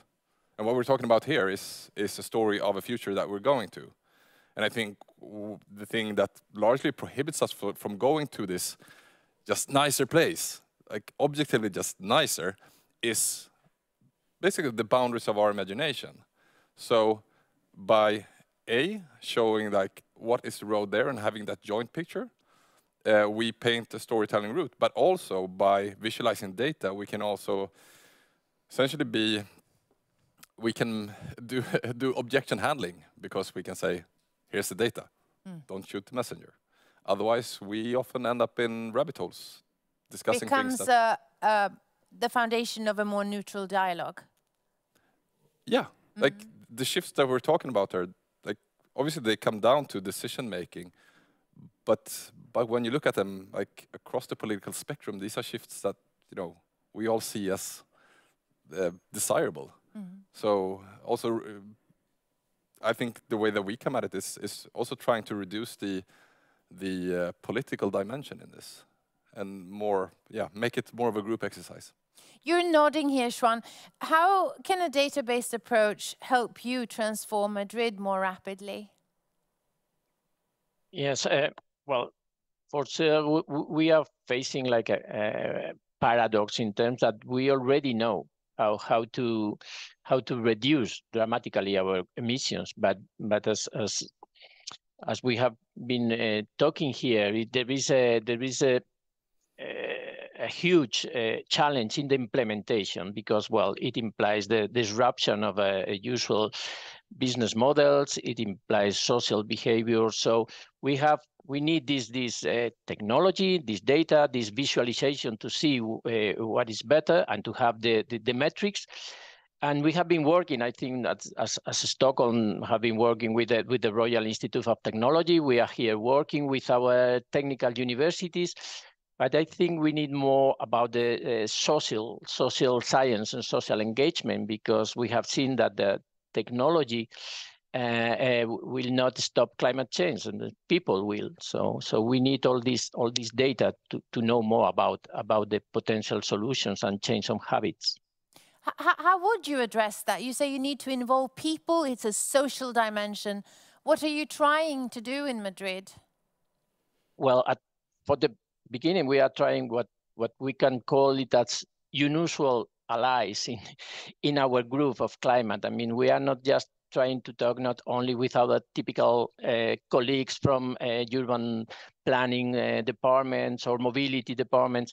I mean, we are taking on board at culture people from budget and financing, because of course the cost and the complexities has to be endorsed. So new allies inside the city, but also new allies and different languages, different storytelling outside also. This is, I think, very important. I think we need. Great input, Juan.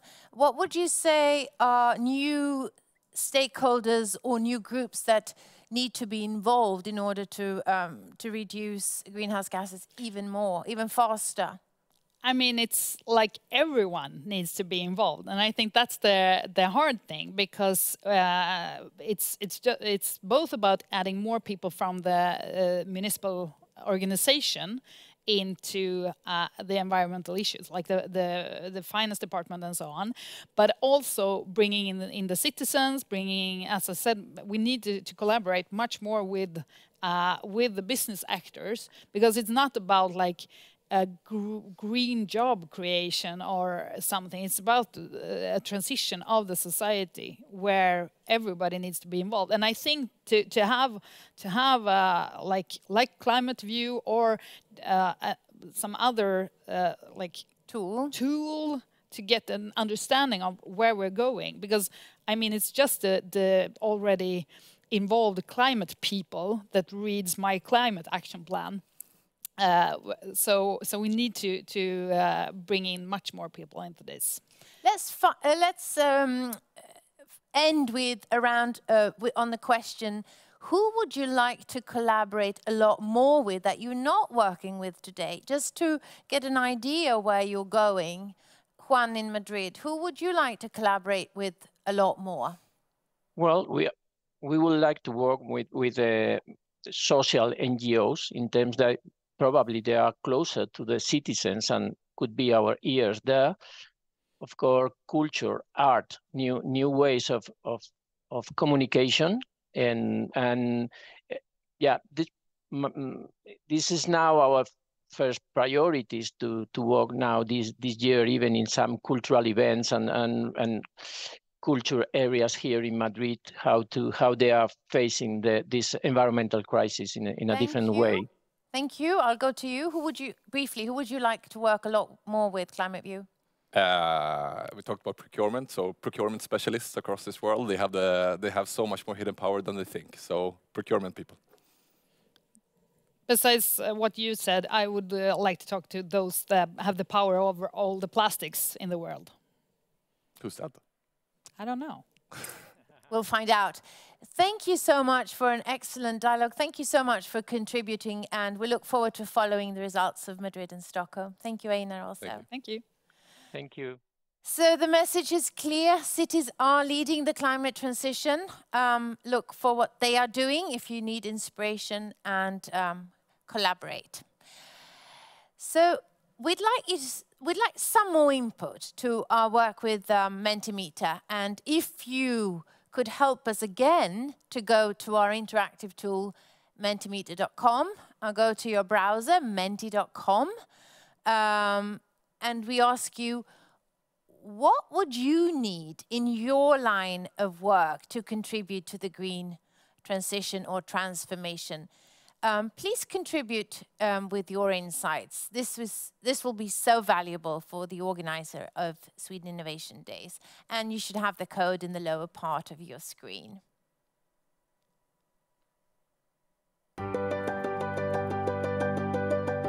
In a survey, 8 out of 10 large Swedish companies stated that innovation ranks as a top 3 priority. This is in spite of global concerns, or perhaps because of them. The need for new solutions that are economically, socially, and environmentally sustainable is greater than ever. So high rankings on global indices, as we have just boasted, come with a responsibility. And that responsibility is to drive change. The key will be doing it together with you and the rest of the world. Together, for a sustainable world.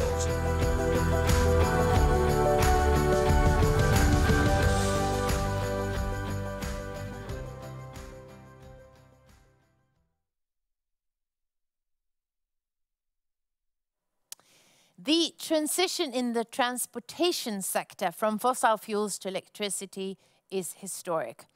And this transformation is necessary both to reduce the climate impact and for companies to cope with global competition. In this session we'll meet Region West Sweden, which is a region around Gothenburg, and they will share their experience of working with partners from different sectors to cope with this global challenge, because it is the big picture that matters. And here is our panel. Anders Berger, you are the Director of Public Affairs of Volvo Group. Yes.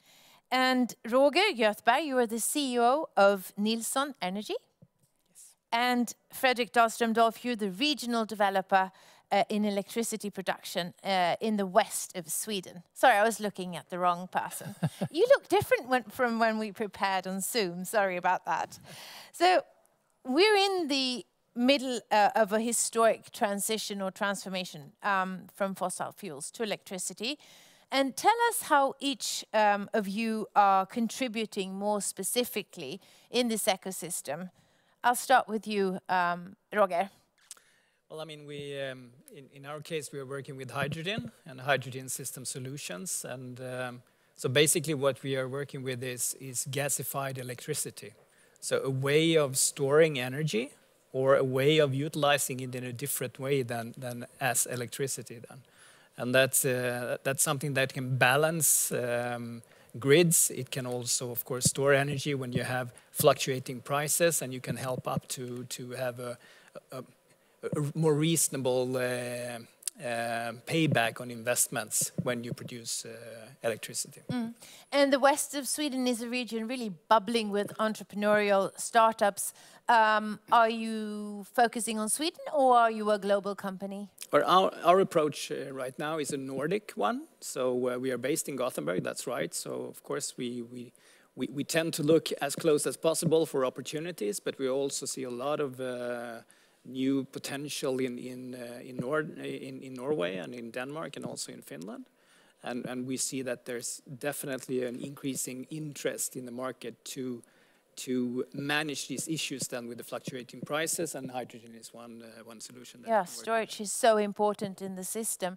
What about you, Fredrik? How do you, what's your role in this ecosystem? Well, we have a quite large toolbox that can help innovation and also help companies that want to do these transitions. And we collaborate on many levels with academia and also municipalities and private sector. And we want to have an attractive innovation infrastructure to help this development, because we mainly work with healthcare and we need money for that. So that's our main goal here, to help industry to flourish. Yeah. Can one say that you have sort of a coordinating role? Yeah, as I said, we had a quite large toolbox, but when I talk about my work, it's comes down to it's not rocket science. We take people together in a room to clarify any mistakes and misunderstandings, and help them to see each other's needs and help the process forward. Facilitate the process. Yeah. Volvo is one of the largest players in this region. How can you enable a more rapid transition from fossil fuels? to electricity? Being a global and one of the biggest global player, I mean, our obvious contribution is, of course, to provide the electric trucks, buses, construction machines. I believe you saw an electric excavator. Was that yours? That was ours, yes. In collaboration with the City of Stockholm. Very happy for that. And I mean, we have great ambitions. We had a good start, but we also want to drive this systematic change. So this entails also understanding the other actors in this new ecosystem. We are not replacing vehicles, we are changing an entire system. So understanding the charging operators, Fredrik and the grid company situation, etc. And not the least, to provide input to effective policy in this area. Where are you in this transformation, would you say? I think we had a very good start. Definitely, we started almost 10 years back and has progressed steadily. We are now in manufacturing electric trucks in 2 continents, here and in Europe and in North America, selling in over 40 countries. And we have a full product lineup. So I think we had a really good start. I think we are now facing some headwinds, actually. Sort of the easy picks have been done, and we are now facing more headwinds due to a challenging total cost of ownership and dependence on the buildup of charging infrastructure, etc. So now we're in a critical point, and also a lack of coherent policy, I would say, is still a challenge. Yeah, charging of all the vehicles. Roger, what would you say is challenging in this transformation, being a slightly smaller company like Volvo, entrepreneurial? Tell us more about the challenges that you see. Well, it's always a challenge to be a front runner when you're trying to bring new solutions out in the market, and the adaptation that you will find among people will of course take time. It's logical to do that. But on the other hand, the small size that we have as a company also makes us quite agile, I would say. And we do not produce our products ourselves. We source them in and we build them into systems. So for us, it's really a lot about partnerships. Who would be the right producer of the different components of these systems that we then connect to be tailor-made and work quite in a good way, depending on what the utilization is for these systems. But it takes time. But we are taking step by step, and of course the awareness increases, and the comfort for like a gas like hydrogen increases every day when people see that it's actually working. I think your point is so important, that you are a pioneer innovating within a system that's new, and you are not the largest player. How do you scale up your impact and your operations? Well, we are doing that along with the market requirements, I would say, because in the beginning you do not build the biggest things, because it's difficult to do that. So you start with pilots and you go step by step. So we see an opportunity here to grow with the market and the market demand. So of course I see that we will grow as a company going forward as well, scaling up the solutions and scaling up the ability to do more of these projects going forward, for sure. What else is challenging, Anders, that we need to understand when we work with transformation how of a long system? do we have? Well, give us the main challenges. I think the main challenge is this systemic level of the change. I mean, we're not used to that. We're used to working with vehicles and vehicles alone, or buses, etc.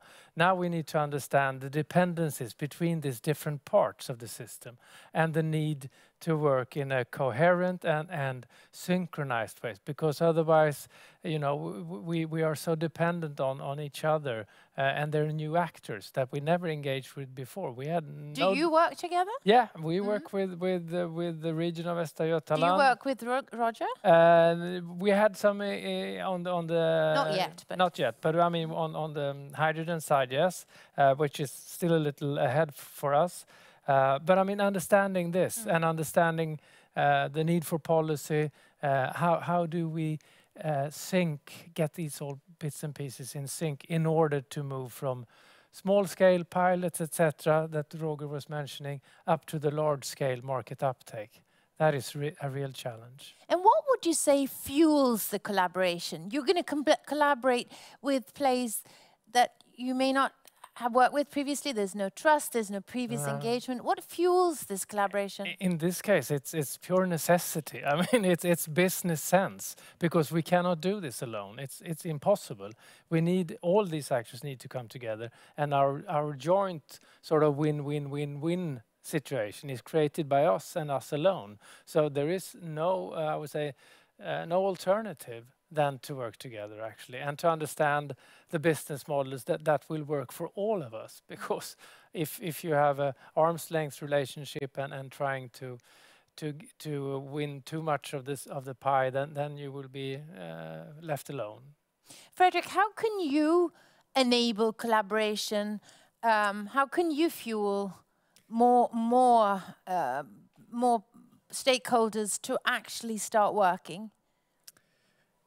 Well, as I said, for us, the innovation infrastructure is an important tool, and that enables that. And we, as I was saying, that we do is we pick up the phone and help. If we see a problem, we see two partners that don't come together, they have different ideas, we put them together and help them to move forward.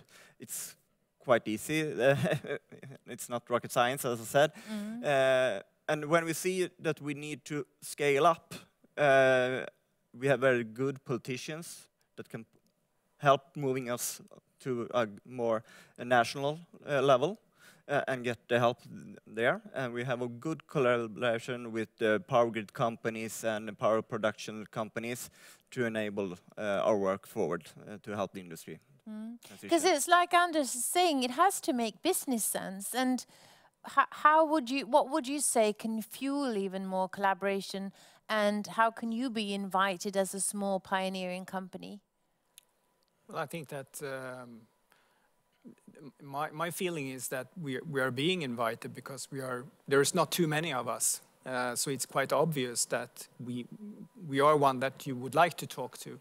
And the collaboration is crucial. Otherwise, it will not happen. So we have to come together, and there's quite a few stakeholders that has to come together to make it happen, because it takes time to then do this transition for sure. But my feeling is that it's running quite well.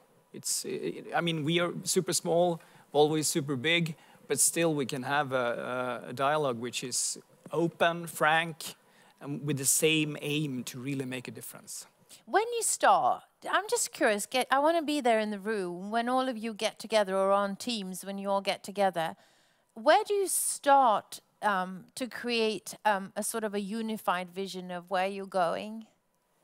You mean in that meeting? So and the roles we meet you others. have, what pieces of the puzzles do you provide? And we all have our aim, of course, to power this change and to make money as well. So we have that interest, no doubt about it. And if we come together, we see the opportunity with the puzzle then to play this. I have this piece, you have that piece, we put them together and something will happen by doing that.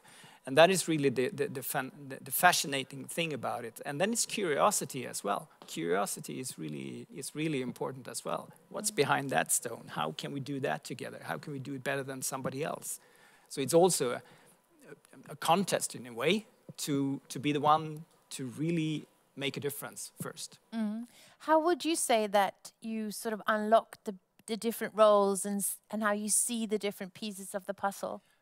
I think one important part that we shouldn't forget here is the sort of innovation infrastructure that is needed. I mean, you don't just walk up into a room and start discussing societal challenges. So somewhere in the system, and we have quite a good system in Sweden, I think, and in Gothenburg, with these sort of innovative platforms where we can easily meet at Lindholmen Science Park or other physical venue also. And also people whose task is actually to identify, to take the societal challenges, bring them down to a stakeholder community. Okay, who of these should we invite to address this challenge? And then as you establish this kind of platform for innovation, once that's done, you can easily add on new actors. You can duplicate. You can. I think we have a really, particularly in Western Sweden and in Gothenburg, we have a really good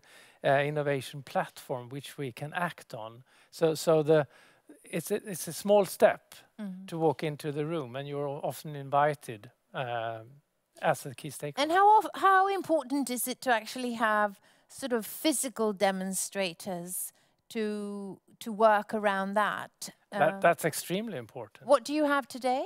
I mean, today we have our trucks and vehicles out in the street, but we have in Western Sweden and in other parts of Sweden a really important large-scale system demonstrator called Regional Electrified Logistics, coordinated, researched and documented, and with including all the stakeholders, including authorities, academia, all the actors in the market, as well as the policymakers actually.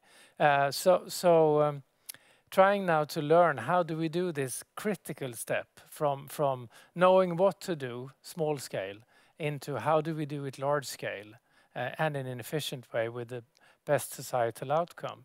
So I think that is really crucial that we do the learnings and twist and tweak the different parts of this systemic change in order to make the leap, which is the large-scale leap. A large-scale leap. Fredrik, how has this demonstration or this demonstrator been financed? Well, we help finance a part of it, and also we have help from other ways, of course. And it's crucial to have these demonstrations because we have still this challenge to get people to feel involved in this transition that we are going to. So they have to. It's a need to show them that the path we are taking and also that it's working. So it's really show, don't just tell. Scaling usually requires large investments and an appetite for risk. What's the risk appetite like in your region? Would you say, Roger? Well, I think we have a history of being quite dare to try things, and we've done that for a long period of time. So I think the climate in the Gothenburg or the West Coast area is quite good for that. But then, of course, you need to see a business case as well. You might need some subsidies or something to get this going. But the climate is definitely there, and the innovation feeling and the people who is really looking to move there to be a part of this is quite strong, is my feeling. Is the risk appetite in the region high enough? Yes, I would say so. For the stakeholders in Västra Götaland's region, we need to have others, also mere risk takers that we are depending on to help us. Who need to complement the system that you already have? Well, we have a huge demand now for power grid and power production. Power production, we have a lot of interest. We need more risk-taking also from the grid companies and risk sharing to help us. Great. You'll have the final word, Anders. How can we increase the risk appetite even more if we are taking this great leap? Well, if that's needed, I see the challenges. I mean, there are, of course, risks to be taken, but I think the name of the game now is not risk-taking, it's risk-sharing. Because there are inherent risks in a big transition leap that we are taking now. And I think what we need to focus now is how do we share the risk before we increase it?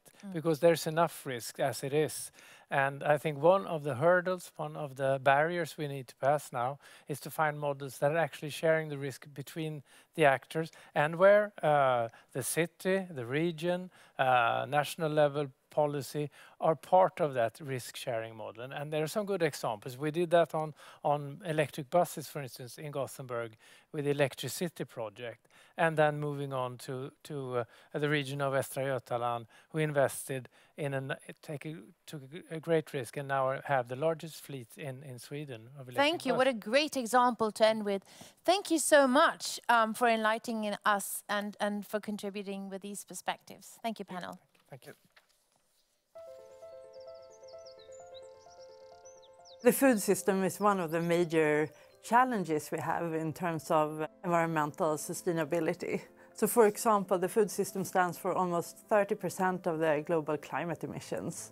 The food system also uses around 70% of our water resources. It is somewhere between 75 to 80% of what is driving biodiversity loss globally, and similar numbers also for land use change. So the food system has a major impact on the world's environment. The food is also really important for our public health. So today around 800 million people are undernourished. At the same time, 2 billion people are overweight or obese. So we're sort of eating us to bad public health. Therefore, the food system is also something that is the most important things to invest in terms of finding solutions to the environmental crisis, but also to our own public health crisis. Also in Sweden, the food system has major impact on the environment. But Sweden also has lots of opportunities in terms of how to shift the food system. For example, our public meals, we serve 3 million public meals every day, a lot of them in schools, and they follow good dietary guidelines in terms of both environment and nutrition. And an important part for Swedish business is also to set targets of where you need to be by 2030 and 2050, and then find roadmaps in order to how to achieve those targets. We have a unique cooperation called the Sustainable Supply Chain for Food, where big companies along the whole supply chain work together with each other and together with WWF Sweden. And the companies together deliver 80% of the food in Sweden. And what's unique about this is that the leaders of all these companies have signed this roadmap and will now work according to it. There are goals for climate change, for biodiversity, for resource efficiency, for human rights, and there are also goals for the production in a more sustainable way. And beside these goals, we also have goals for the assortment to guide consumers how to choose more sustainable products. There are so many opportunities in developing how we're eating, what we're eating, how it's produced across the whole food system, and innovation is really key in finding these solutions. And hopefully this work that we are doing here can inspire others, both in Sweden and in other countries, because we are all together in this work.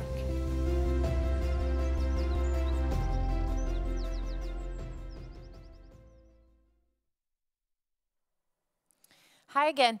That was a great introduction to our next panel on how to create a secure, sustainable and resilient food system. Let me introduce our three experts in the panel.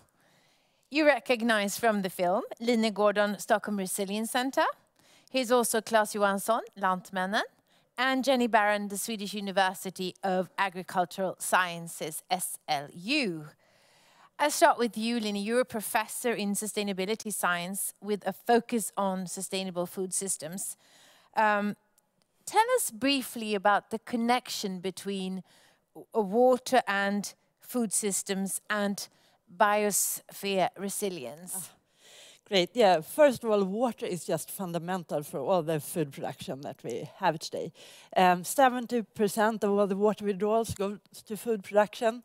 It's also through water that climate change is really felt, and therefore also through water that climate change have an impact on food production. And then finally, water can really be seen as a bloodstream of the whole of the biosphere. So as we're changing, cutting down forests to produce food, for example, we're also shifting this water cycle. So we need to learn a lot more about water is also what you're saying. Absolutely. In order to deal with climate change, in order to make sure we have high production of food also in the future, we need to focus on water. And that's what we have you, Jenny Barron. You're a professor of agricultural water management, and your research concerns water management in agriculture. what are the specific challenges in Sweden for those of our viewers who are not familiar with our climate and our country? Well, I would say it's maybe two or three things. One thing is that we're very reliant on food from other countries which are becoming more water insecure as climate and populations change. The second thing is that the food that we produce in our country is now facing new challenges related to water because of the climate change. And we're 95% rain-fed, so how the rains are coming really matters for our yield at the end of the day. And finally, we have a challenge with the synergies that actually by addressing agriculture and agricultural landscapes and the water use in those, we can also create synergies with environmental or maybe even social benefits. And this is where we have some challenges going ahead. Yes, we're going to address them. Claes Johansson, you're the head of sustainable development at Lantmännen, an agricultural cooperative owned by 18,000 Swedish farmers. What's on top of your agenda this year? I would say that my job has shifted quite dramatically the last couple of years. More now focusing, going from maybe focusing on different pilot projects and innovation, different cases. Now focusing more on business models and how to really scale these solutions in a commercial way. Because we have lots of technology, we have a knowledge, we're having a will, we are also sharing the same targets in the food value chain. We're talking about science-based target, which means that more or less all the stakeholders in the food value chain have the same ambitions.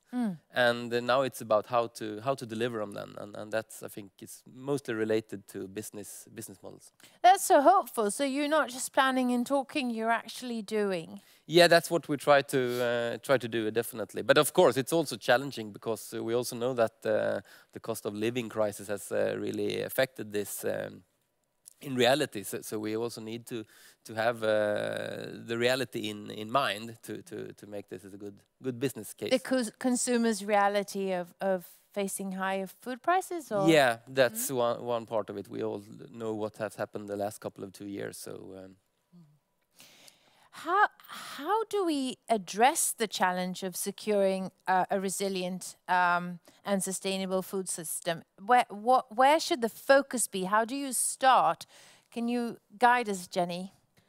I think that is a question for many different perspectives, but my perspective is on the soil and water entering in the primary production. So the challenge is to seek those synergies in development and climate adaptation and transformation that we seek out.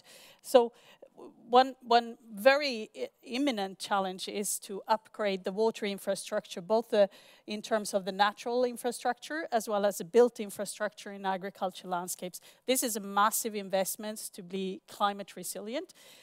Sorry, what does that mean in practice? The irrigation systems or the supply of water? Sweden only have 3% of land area under irrigation, and we know that is too little. And at the same time, we need to be prepared for the flooding, and the drainage system also need to be upgraded. And then we need to also secure water outtake as in storage, maybe for livestock or maybe for irrigation. And with our environmental regulations, this can be a challenge. So there's a lot of work to do. Technically, do we know how to solve this challenge? Some of the challenges, yes, we can rely on existing knowledge, but for some of the knowledge, we need to be much more efficient, and that might require other technologies and different technologies as well, because adaptation is very knowledge intensive. Claes, what should the starting point be, the focus of creating a more resilient food system? Yeah, I would build on what Jenny just said. Of course, the primary production and the farmer's reality is the key and the starting point for this discussion. We know that around 90% of the footprint of the sustainability challenges is related to the farming part of the value chain, the early stage in the value chain. And that also makes sense, because that's where all the value is created, actually, the energy and all the nutrition we as a human being needs.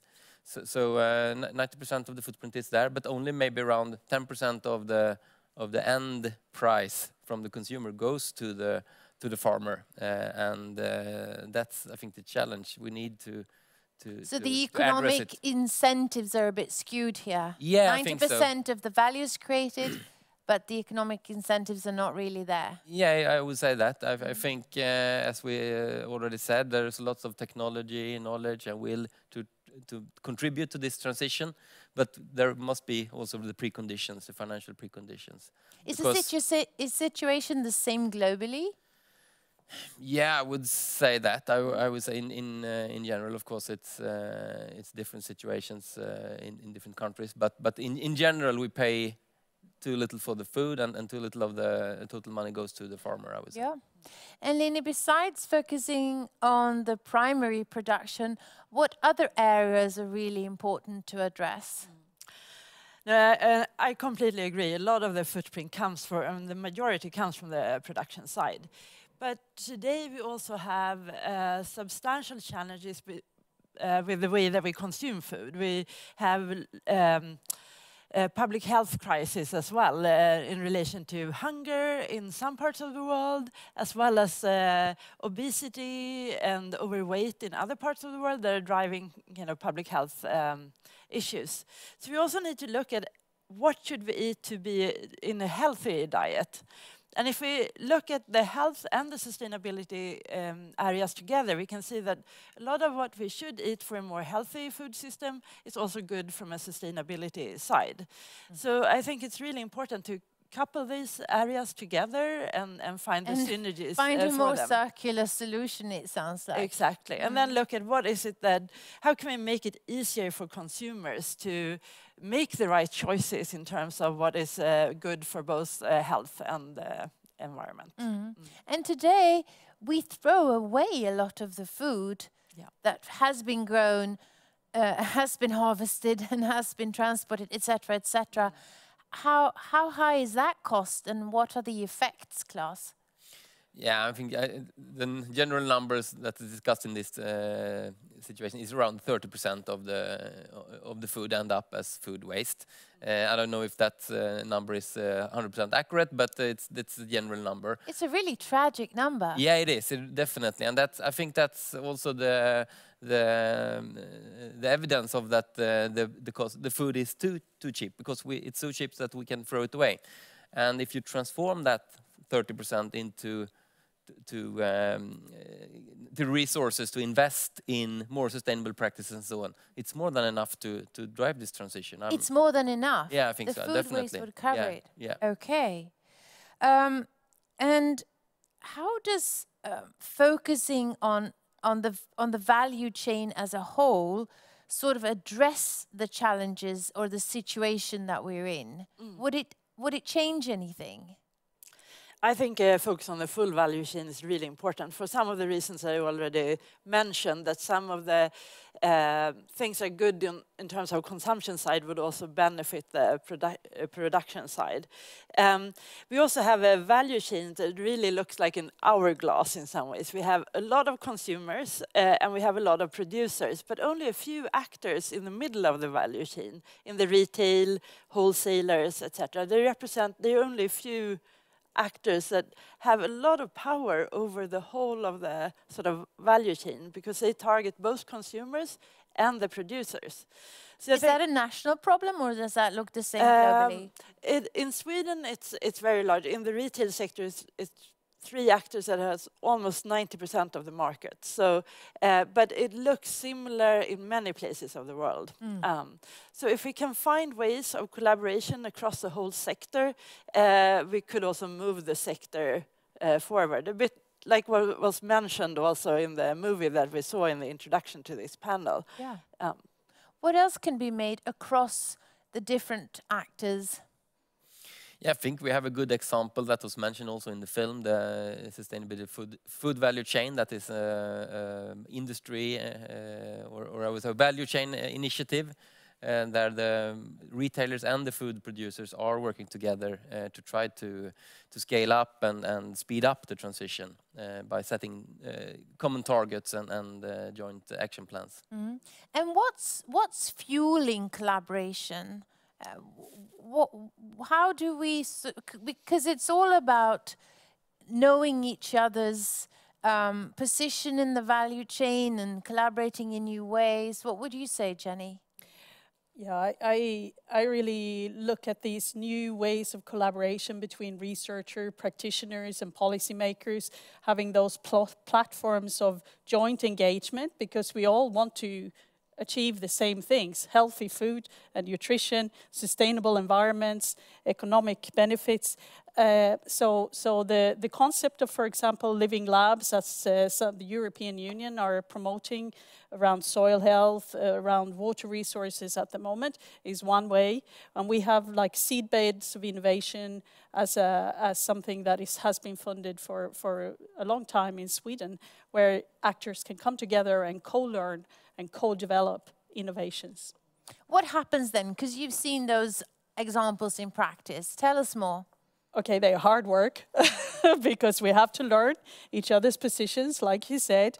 But it's also the opportunities that if you can get them to learn and you can respect each other's positions, you can also co-learn and create that new learning that can move a system forward. Not just one part of the system like we normally do research or actions, but actually together in a systemic approach. Mm. These are sort of living labs, or what did you call them, the test beds? Test beds, seed beds, innovation platforms. There's a lot of names where you try to gather these different actors together to develop new knowledge jointly for a system change or a systemic change, even if it's a very big platform. For all the farmers that you're representing here, Claes, what kind of resources or competence do they need in order to be able to take their role in this transformation? I think in general the Swedish farmers are very high competence, and they have a big interest for new technologies and so on. So I think it's more about the right incentives and see that, okay, this direction is a long-term direction. It's worth put the money in long-term investments in that direction. I think it's a little bit going too fast from the market. Different trends are coming, and then there is a shift, and then the farmer just have made their transformation in one direction, and then it's changing. So that's a little bit the tricky thing. How would you like to see a more long-term kind of development?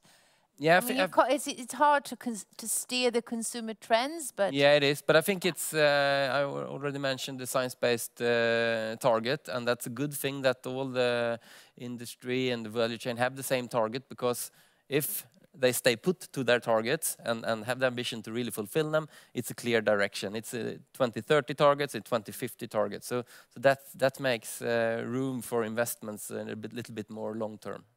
What would you say, Line, about the need for knowledge and competence? Transition usually requires new skills, new capabilities. Where is there a gap? I think there are several gaps, but some of the gaps are related to what Claes was talking about, this kind of business model of the transition. How do we support farmers in? They have to make big investments in a new direction, and how can then we share risks across the value chain? How do we provide the right incentives to consumers also to pay the extra price at that cost? And that is long term. So I think there's a lot of a need for better understanding around those kind of consumer preferences, acceptability. What does acceptability mean? Yeah, but acceptability to pay higher price for things that are that cost more to produce, new types of products, etc. So that's one thing. I think the other knowledge gap is also that we see an increased polarization in society, and there is a lot of misinformation, a lot of lobbying, etc. So how do we sort of, it's important to make sure that we keep the trust in science, that we can and trust in authorities and so on in that space where there is more and more tensions. And keep also the dialogue so that we bring everyone together on this journey to a better food system. What would you say, Jenny? What are other gaps that need to be filled in terms of competence or research? Yeah, well, to keep that competence building, the capacity building, there must be a new generation. We see, for example, in my very specific field, that we see a generation shift where we haven't really been able to maybe train a new generation in early career, both researchers and practitioners around water infrastructure. The other thing I would like to say is that we have to speak about innovation and not reinventing. There is a lot of knowledge, but that knowledge might not be all the answers for an uncertain future. And I'm thinking very much about the climate and climate adaptation, the response in our soils, in our water, in our landscapes. And that's why we have to really check what do we already know and what do we need to know in an uncertain future. And I think that this is something that we have to shift in our own minds in the discourse when we talk about what we need to do for climate adaptation and transformation. Just to understand, why is that such an important shift? Because reinventing wheels, we can't afford to do that. We can't invest in those reinvented wheels. And that's why we need to have the networks, like Lena mentioned. We have to collaborate across sectors, across actors, but also across different countries. Because maybe in the US or in Norway or somewhere else in the world, they have had an experience that we are now facing, and we can learn from that, whether it's a technology, a business model, or a policy implementation. So I think that keeping those networks across the borders is also a really global important. Networks and events And like local. today where we share best practice. What other knowledge gaps finally do you identify, Claes? I think I will come back to the businesses model and the value chain perspective. I think we need to more work together and think across the value chain to make this transition happen and understand each other's perspective, because it's so easy to blame another step in the value chain and say this is not our part of the value chain, but everything is interconnected, so we need to understand that. More understanding, more risk sharing, more global outlook, and start doing is what I hear you say. Thank you to an excellent panel. Thanks for joining today. Thank you. Thank you. Thank you. Thank you. So I'll do a very, very brief kind of summary or reflection actually on some of the things that we've talked about today. We talk about the transition and innovation of many different areas. And we've talked about what the participants have identified as the main challenges and what could enable more rapid transition. And from one of the first panels, I picked up the concept of the cost of inaction, also relating to Professor Horton and his introductory comments and his slides on climate change and the situation we put ourselves in. Then one of the systemic insights that I'm bringing with me is really that working in a systematic way requires the stakeholders to perhaps shift their mindset a bit and also understand that it is a lot about risk sharing and a lot about finding new business models. And we talked about the energy systems, for example, and all of the panelists stressed the importance of looking at the whole value chain and finding new innovative ways to address the competence challenges that they identified. In the city panel we had on how to create more carbon-free cities, we also talked about how the role of demonstrators and the role of not just computer-rendered images, but actual environments where you can experience the future and future solutions. I think we've had that in all of our panels. We just talked about the agricultural sector and the food production, where you need test beds. You need to start looking at what happens if we do things in this way. And also we've talked about the role of visualization. And I think learning from each other, learning across systems has also been an insight that I'm taking with me. Most of these panelists think that they used to work in a separate industry, but they now identify that they work in a completely new system and that they can probably learn across the different systems. And the need for competence has been stressed all over, and that we need to find so many new ways to work. And I come back to again, what is the cost of inaction? We're doing this for a really, really dire cause, and there are opportunities, not just threats, but we need to collaborate in completely new ways. So that was just a very, very brief sort of wrap up on where we are. And with that, I would like to introduce our next panel, or our next session. I had the pleasure of meeting Defence Minister Paul Johnson of Sweden earlier this morning, and we spoke about innovation in the defence industry and what the Ukrainians are teaching us about fast and innovative ways of working. Have a look. The security situation in Sweden's neighborhood has worsened significantly. And as a result, Sweden is strengthening its defense capabilities and relations with close cooperative allies and partners.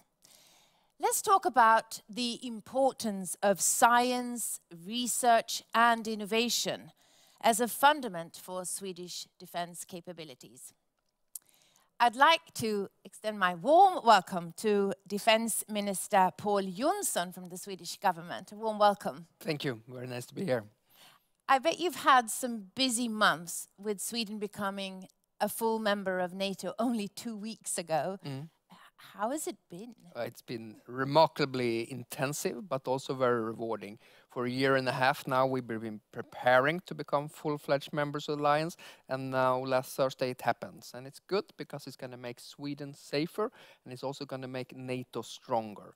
It's also going to open up new avenues for us to cooperate in regards to science technology, which is, of course, NATO has been working on for decades, but as full-fledged members of the alliance, we are better equipped as an ally also to contribute to that work of keeping the technology edge within the alliance. So it's going to affect us. Great, and that's the focus of our conversation. Yeah. We'll have a forward-looking focus.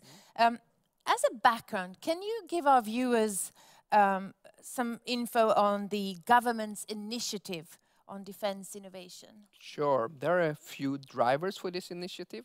One is that the military problem that we're exposed to now is quite different how it was like 10 years ago, because 10 years ago we were very much engaged in Afghanistan, for example. And that's one kind of military problem you have there. But now we're exposed to challenges to our territorial integrity and to our collective defense.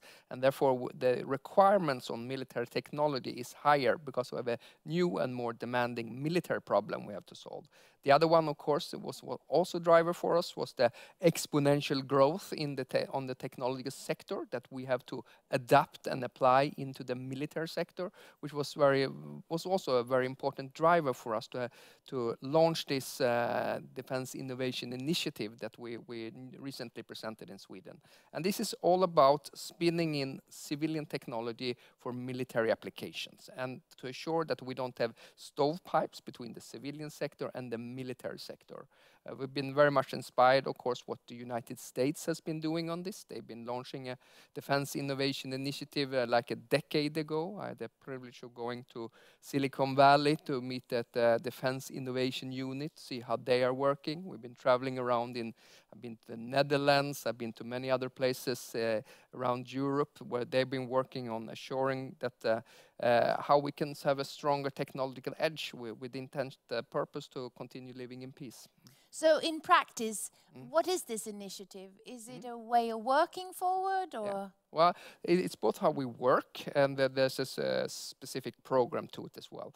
what we've been doing is how we've been working. And I've been sharing these meetings myself, and I've been having representatives of government agencies, such as the Swedish Armed Forces, the Swedish Defense Research Agency, the FMV, our procurement agency, but also our space agency. We have also Vinnova, of course, who's been represented there. Swedish Innovation Agency. Thank you. Yeah, and academia has been there, and business has been there as well. Working in triple helix, I think, is something we have a past legacy and experience of doing in Sweden. It's something I want to promote more, having this close cooperation.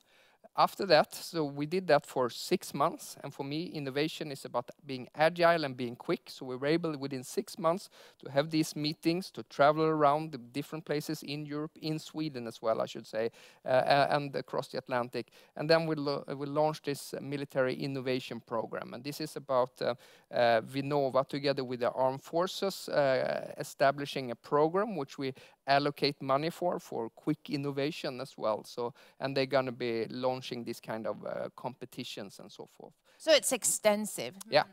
So how can the government's investments in defense innovation benefit the development of the whole Swedish innovation system? Tell us more about that. Sure. How it will diffuse. Sure, in a number of ways. And I mean, on all international scorecards, we score very well on innovation in Sweden. We're on the European scoreboard, or on the international scoreboard. The basis for that is because we have a strong tradition in natural science, engineering, and also technology. And that's something we want to nurture. I think that's a great asset and a strength to us. The other aspect of it is, well, that we also have a vibrant defense industrial base in Sweden. There's no other country of 10 million who actually have the ability to produce and design submarines and fighter aircrafts and advanced artillery systems and so forth. So that's also an asset for us as well. Well-established and well-developed, highly technological exactly. defense industry. So for me, it's how do we transform innovative power into military power. And I think that is the close interaction between our vibrant, strong civilian tech sector, our defense industry, and our government agencies. And I think this ecosystem and this collaboration is going to be very important. And I think this is going to be a two-way street, because when you expose these bright technologies on the civilian side to the military problem, they're going to find it that normally it's very demanding. You know, it's very high requirements. So I think that is also in a way that is going to be this win-win for the civilian side and the military side. And we of course have a tradition how we've been spinning out technologies from the defense sector, of course with the internet, the radar and so forth.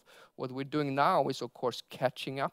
We work in the military side on the civilian side to ensure that we can spin in the technology that is developing so quickly now, particularly in the private sector as well. It's great to remind ourselves that the internet came out of American defense innovation projects. If I could just mention one more driver who's been extremely important for this, is the lessons we're drawing from the battlefield in Ukraine, which has been, if it's something that I think been giving the Ukrainians the edge, is their ability to innovate. And I've been there 3 times during the war, and I've been visiting various innovation hubs they've been having. And when there's war, you're exposed to a lot of problems, a lot of military problems that you need to solve. And normally an innovation cycle in the defense sector is at least 5 years. And when you have these big platforms, it can actually take up to 30 years. But fighter aircraft or for a fighter aircraft or a submarine. But the Ukrainians, what they're doing things in 2-3 months, which would take us at least 2-3 years. So there's a lot of things that we can be inspired by the Ukrainians. And I went to a company that produces drones in Ukraine, and they said that, well, normally every year we have 30 innovation projects or R&D projects a year. Now we have 30 a month. And one of the things that they've been doing also is they try a lot, and then they kill a lot of projects as well. So they're very agile, and that's inspiring for us as well, the lessons learned from that Ukraine is strong when it comes to innovation. So what I hear you say is that the whole innovation system will benefit both from new technologies, cutting-edge technologies that are tested and have really high requirements, but also the way of working and the not modern way of agile working, speedy iterations, and trying a lot and sometimes failing. Absolutely, so two ways, absolutely, two things. and the resources as well, because we are of course beefing up resources when it comes to military R&D as well, and the launch of this military innovation program. So fresh money and capital is coming also from the military side. I of course had the pleasure of visiting Silicon Valley, and the whole thing how Silicon Valley started was of course from the defense sector and Stanford University. So now I think very close interaction, but the roles are a bit changing, because now it's the civilian side who's the leading, but now also the military side is more engaged into it, because we have different and new, more challenging military problems that we're exposed to. So close cooperation within research as well. Absolutely. Tell us more about how groundbreaking new technologies, how they can play in future security efforts. You mentioned Ukraine, but what are the technologies perhaps that our viewers are interested in learning more about? Well, if I would put out 3 technologies I think are very important for us, is of course AI, which I think is playing a tremendously important role in the battlefield in Ukraine, because it provides you with guidance for making decisions, and particularly for planning. I think it's been really indispensable. Space-based assets has been very, very important during this war as well, both for identification and targeting, but also because the battlefield in Ukraine is very much transparent. The Ukrainians, I think, have a good understanding of where the Russian assets and capabilities are.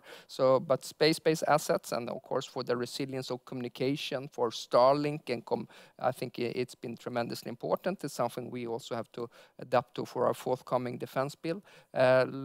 Third point I want to point out as extra important for the military field is autonomous systems. And of course here we're seeing how important drones are, and we are seeing it of course in the air in eastern Ukraine and all over Ukraine. We see it also under the water and on the surface as well. So autonomous vehicles of different kinds. Absolutely. I think those areas, space, autonomous vehicles and AI, are going to be tremendously important also for the future into the defense sphere as well. Of course, the former chief of staff in the U.S. Armed Forces, General Milley, said that maybe a third of the U.S. Armed Forces in a decade is going to be autonomous. So we are really here at the pivotal time also for adopting autonomous systems into the defense side. Both for precision and for saving lives. Yeah, of course. I mean that's great merits with drones. Of course, is that you don't have to expose your soldiers to the military risk. Instead, you use the drones. And I think one of the things also you need to be cognizant about is how you protect yourself from incoming drones. And we have strong technologies in Sweden, not so much just on drones, but also on, for example, electronic warfare and things like that. Can we return to what you mentioned about the war in Ukraine being transparent? Tell us a bit more what that means, because I think it also is an analogy also to the innovation system, that everybody knows everything. So then who wins this? This war is, to my mind, is a combination between World War I, you see in the trenches, and you see in the war of attrition. This is a war of warehouses, because you need a lot of ammunition, you need air defense systems, you need mass on that. But it's so that's why old style in one way, but the Third World War in another, and that's because how crucial these autonomous systems has been. The drones, we've seen drones before in Afghanistan, we've seen them in Sudan, we've seen them in Syria and so forth, but not on this scale and volume. And the development is going extremely quickly in that regard. As I said, space-based assets has been very important for targeting. Long-range strike capabilities, you see these cruise missiles going all over the place, I think has been very, very important as well. So it's a combination between the very traditional old-style warfare, but also a future scenario as well, which we have to prepare for. So within these areas that you just mentioned, AI for decision making, autonomous systems of different kinds, and also space technology, how well equipped is Sweden, and how do we ensure that Sweden is at the forefront of innovation within these areas? Sure. One of the things is, of course, to shorten the time between you identify a target and you can actually attack it as well. So that chain of command is something that's being important. On balance, we have a good ecosystem in Sweden when it comes to innovation, and I think all international scoreboards indicate that we do score very well in an international comparative perspective to it, because we have this strong basis of vibrant civilian sector, and we are good on fintech, and we have the home country of Spotify, Klarna, Skype, and so forth. So, then we have a strong defense industry, and we are early adopters in our mind, to my mind. So I think we have all the preconditions. It's just that we haven't been focusing so much on it lately, and that's what my initiative for defense innovation is all about, merging all that talent that we have in Sweden. And of course now we also, as entering NATO as an ally, we're going to be able to cooperate more. I know you have a special session on NATO's Diana, which is a defense innovation initiative within NATO, and you have also something called NATO Investment Fund. And as allies, we are going to better access to collaborate around technology as well. And I want Sweden to be geared up to handle that challenge.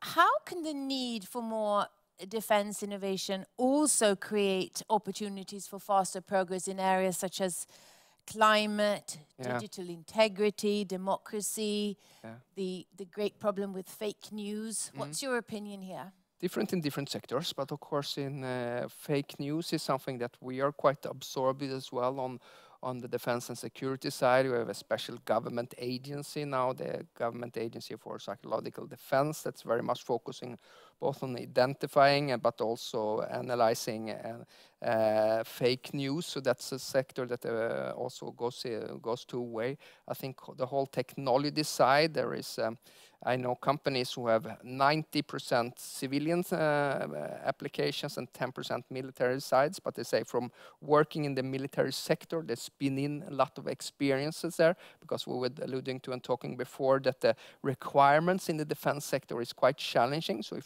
if you are up to those challenges, you will have access into the civilian side. So I think there's many ways that this is going to be an win-win situation for the civilian side and the military side. The message is, of course, that the military side now is more engaged into adopting and absorbing the civilian progress, and I think that the interaction is going to make us all stronger. And what would you say is the most critical success factor for finding ways to work and collaborate in new and innovative ways? What's crucial here? Sure. I think we in the defense sector has a lot to learn, because going into the defense sector, that's as we said, we have these acquisition programs who are very long. They can be a high entry or barrier to getting into them. There's a lot of hard for small companies. Hard for small countries. A lot of secrecy and so forth.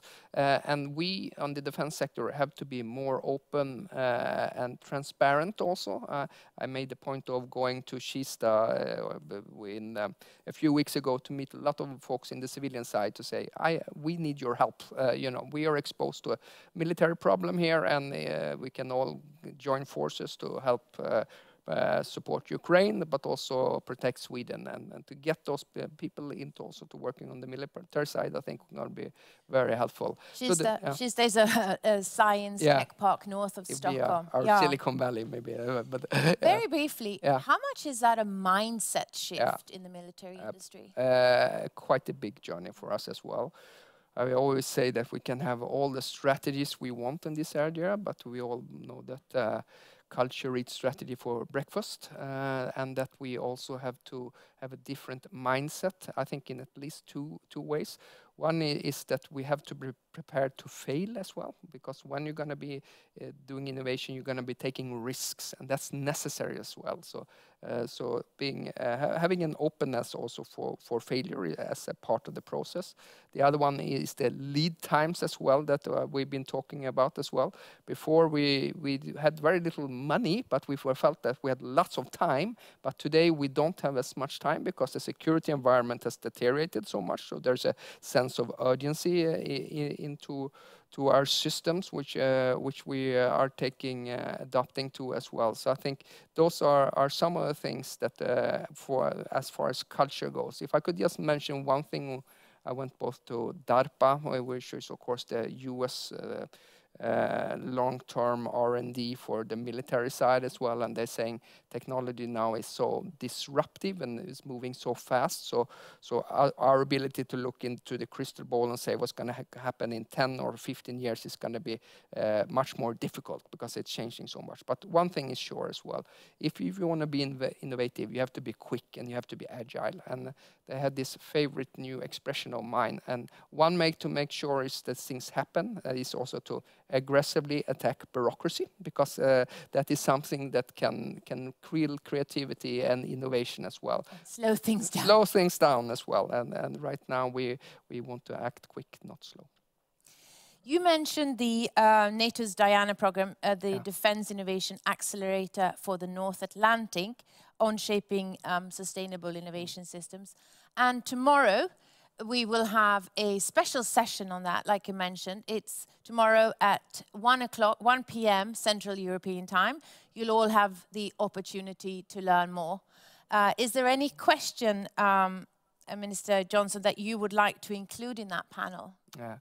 Well, I think it's send the question to my folks on the defense side if we're up to the challenge or working with a vibrant sector, because it means that we're going to be operating out of our comfort zone, and that's good. But it's also challenging my own sector in being open, being transparent, and being able also to take risks. I think that is one of the things of the key for it. What I do notice now, which I'm very encouraged about, is that there's much more interest now in working with the defense sector than it was a few years ago. And I think that the war in Ukraine has changed that paradigm quite well, because they understand also how important defense technology is for keeping countries safe. And I think that the moral high ground and that paradigm has changed after the war in Ukraine. I never met a minister before who said that he or she prefers to work outside of their regular comfort zone. So I think that's a great tribute to your attitude and mindset. Thank you. Thank you so much, Thank you. Minister Paul Johnson, for joining. Thank you. It was a pleasure. Thank you. Thank you very much. Thank you. Let's end this first day with big thoughts. The theme of the last session is the power to redefine the impossible. Let me introduce Vilma Emanuelsson. She's the founder and CEO of iTrack Reading. How are you? I am amazing. Thank you.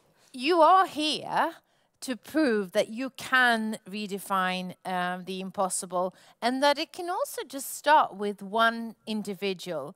When did you realize that you had the power to do that? Ooh, that's a big question. Actually, it sounds pretty stupid, but it was when I was 7 years old, when I kind of got the first impression that it is possible to do something impossible. And that was because I think, you know what I mean when I say that when you're a child, you don't know what's impossible yet. So everything feels possible.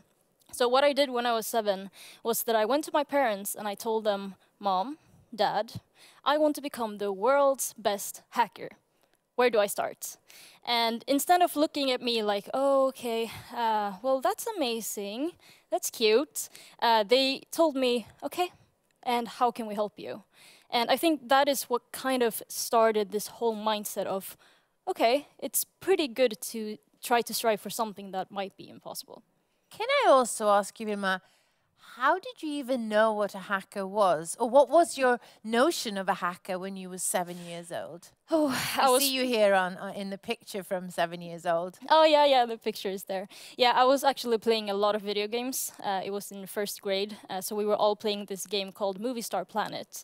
And I was really, really bad at this game. And the only way for me to, like, find a way to become as good as my classmates was to cheat.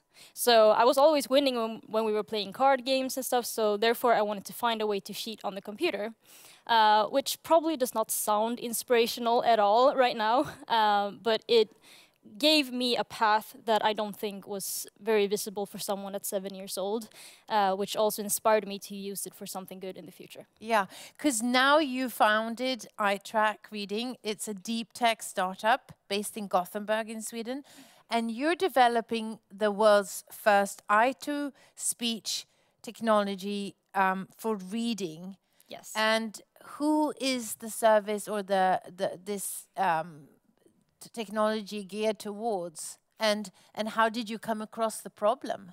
Well, it was actually in 2nd grade in high school. I had a conversation with my friend where she had gone up to her teachers telling them that she wanted to reach a higher grade in one of her classes, where they responded with, no, that's not necessary because you're doing already good for someone with dyslexia.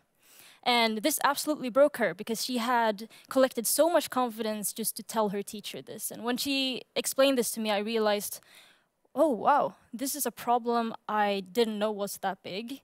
And I had also worked before with eye tracking, so I realized that if we could combine those technologies together and build something to help her through her journey, maybe we can do something really good. Mm. And on the image we see now, this is you and your co-founder. Yes.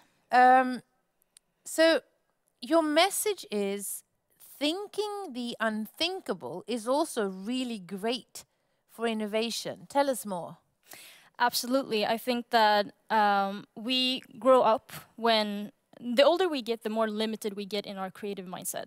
And I think that's because, as I told you, when I was a child, I thought that everything was possible because no one had taught me what was impossible. You had not been to school yet. No, exactly. And then I went to school and I was taught kind of like, this is life, this is how life works, this is what's possible, this is what's not possible.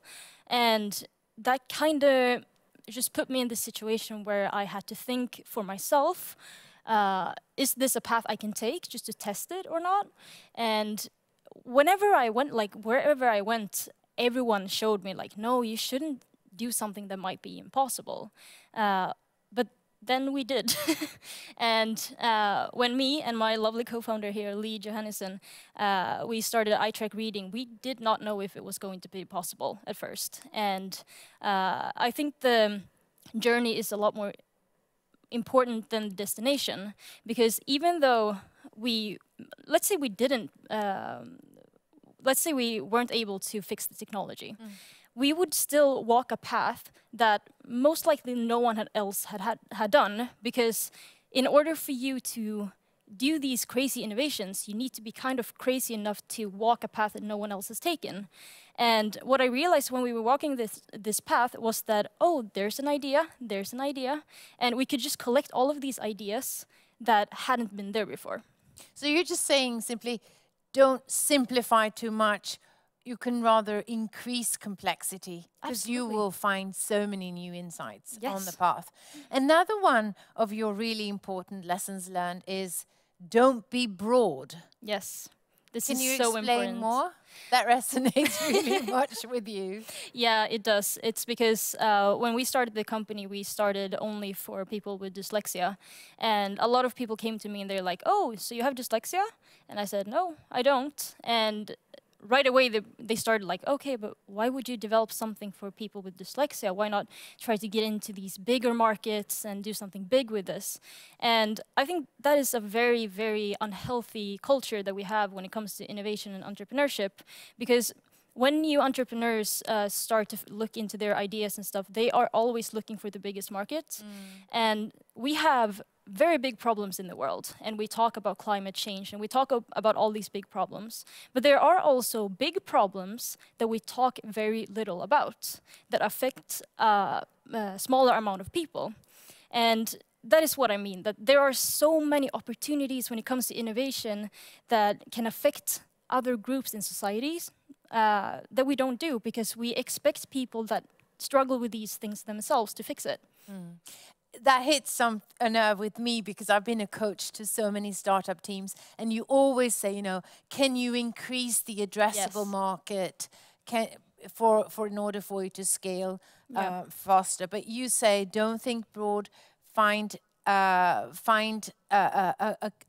core audience for whom this problem is really, really big, and build from there. Yeah, because that is impact. And what I realized when I started working with dyslexia, because I didn't even know what dyslexia was in the beginning. For me, I thought it was kind of just reading and writing difficulties. And then I realized there are so much potential in our world that is being completely pushed down in schools. And we have so many people in the world that have these great ideas, but they will never be able to reach their potential. So what would happen if me and my team build something to help those people realize their potential? What will happen to the world? What will happen to the development of society? Because then they get a chance to develop. Yep. So what are some of your other ideas on how to create social impact? Oof, I have many ideas. I think one of them, first of all, is that when we encourage younger people, because when I look at entrepreneurship, for me, I have this young entrepreneurship mindset. And I think it's very valuable to keep the brain young when it comes to creativity, just like I said before. But I think almost that's something childish. Yes, but we can encourage it. Anyone can encourage it. Let's say if you have children yourself, don't just tell them that they are cute when they come with these big ideas. Ask them, how can I help? Because that will give them the confidence in the future to push for anything. And those are the entrepreneurs we will need in the future in order to save the world. I think I want to end there, because that's so inspiring. Thank you for coming, and thank you for continuing the work that you're doing. Thank you so much. Thank you. I hope you're really inspired too by Vilma and her team. We are near at the end of day one, and I would like to invite another moderator colleague to help me wrap up. Here's Joachim Skog from Vinnova. Yes, I see. How are you? I'm good. We'll be seeing a lot more from you tomorrow. Yes. You are the strategic area lead for future innovation at Vinnova. That is correct. But I asked you to come in, help me wrap up a bit. Yes. A few insights or a few takeaways that... There's so much to choose from. May I choose two things? Yes. Okay, first off, listening to Defense Minister Paul Jonsson talking about how speed of innovation has accelerated vastly in Ukraine, given the situation there. Super interesting.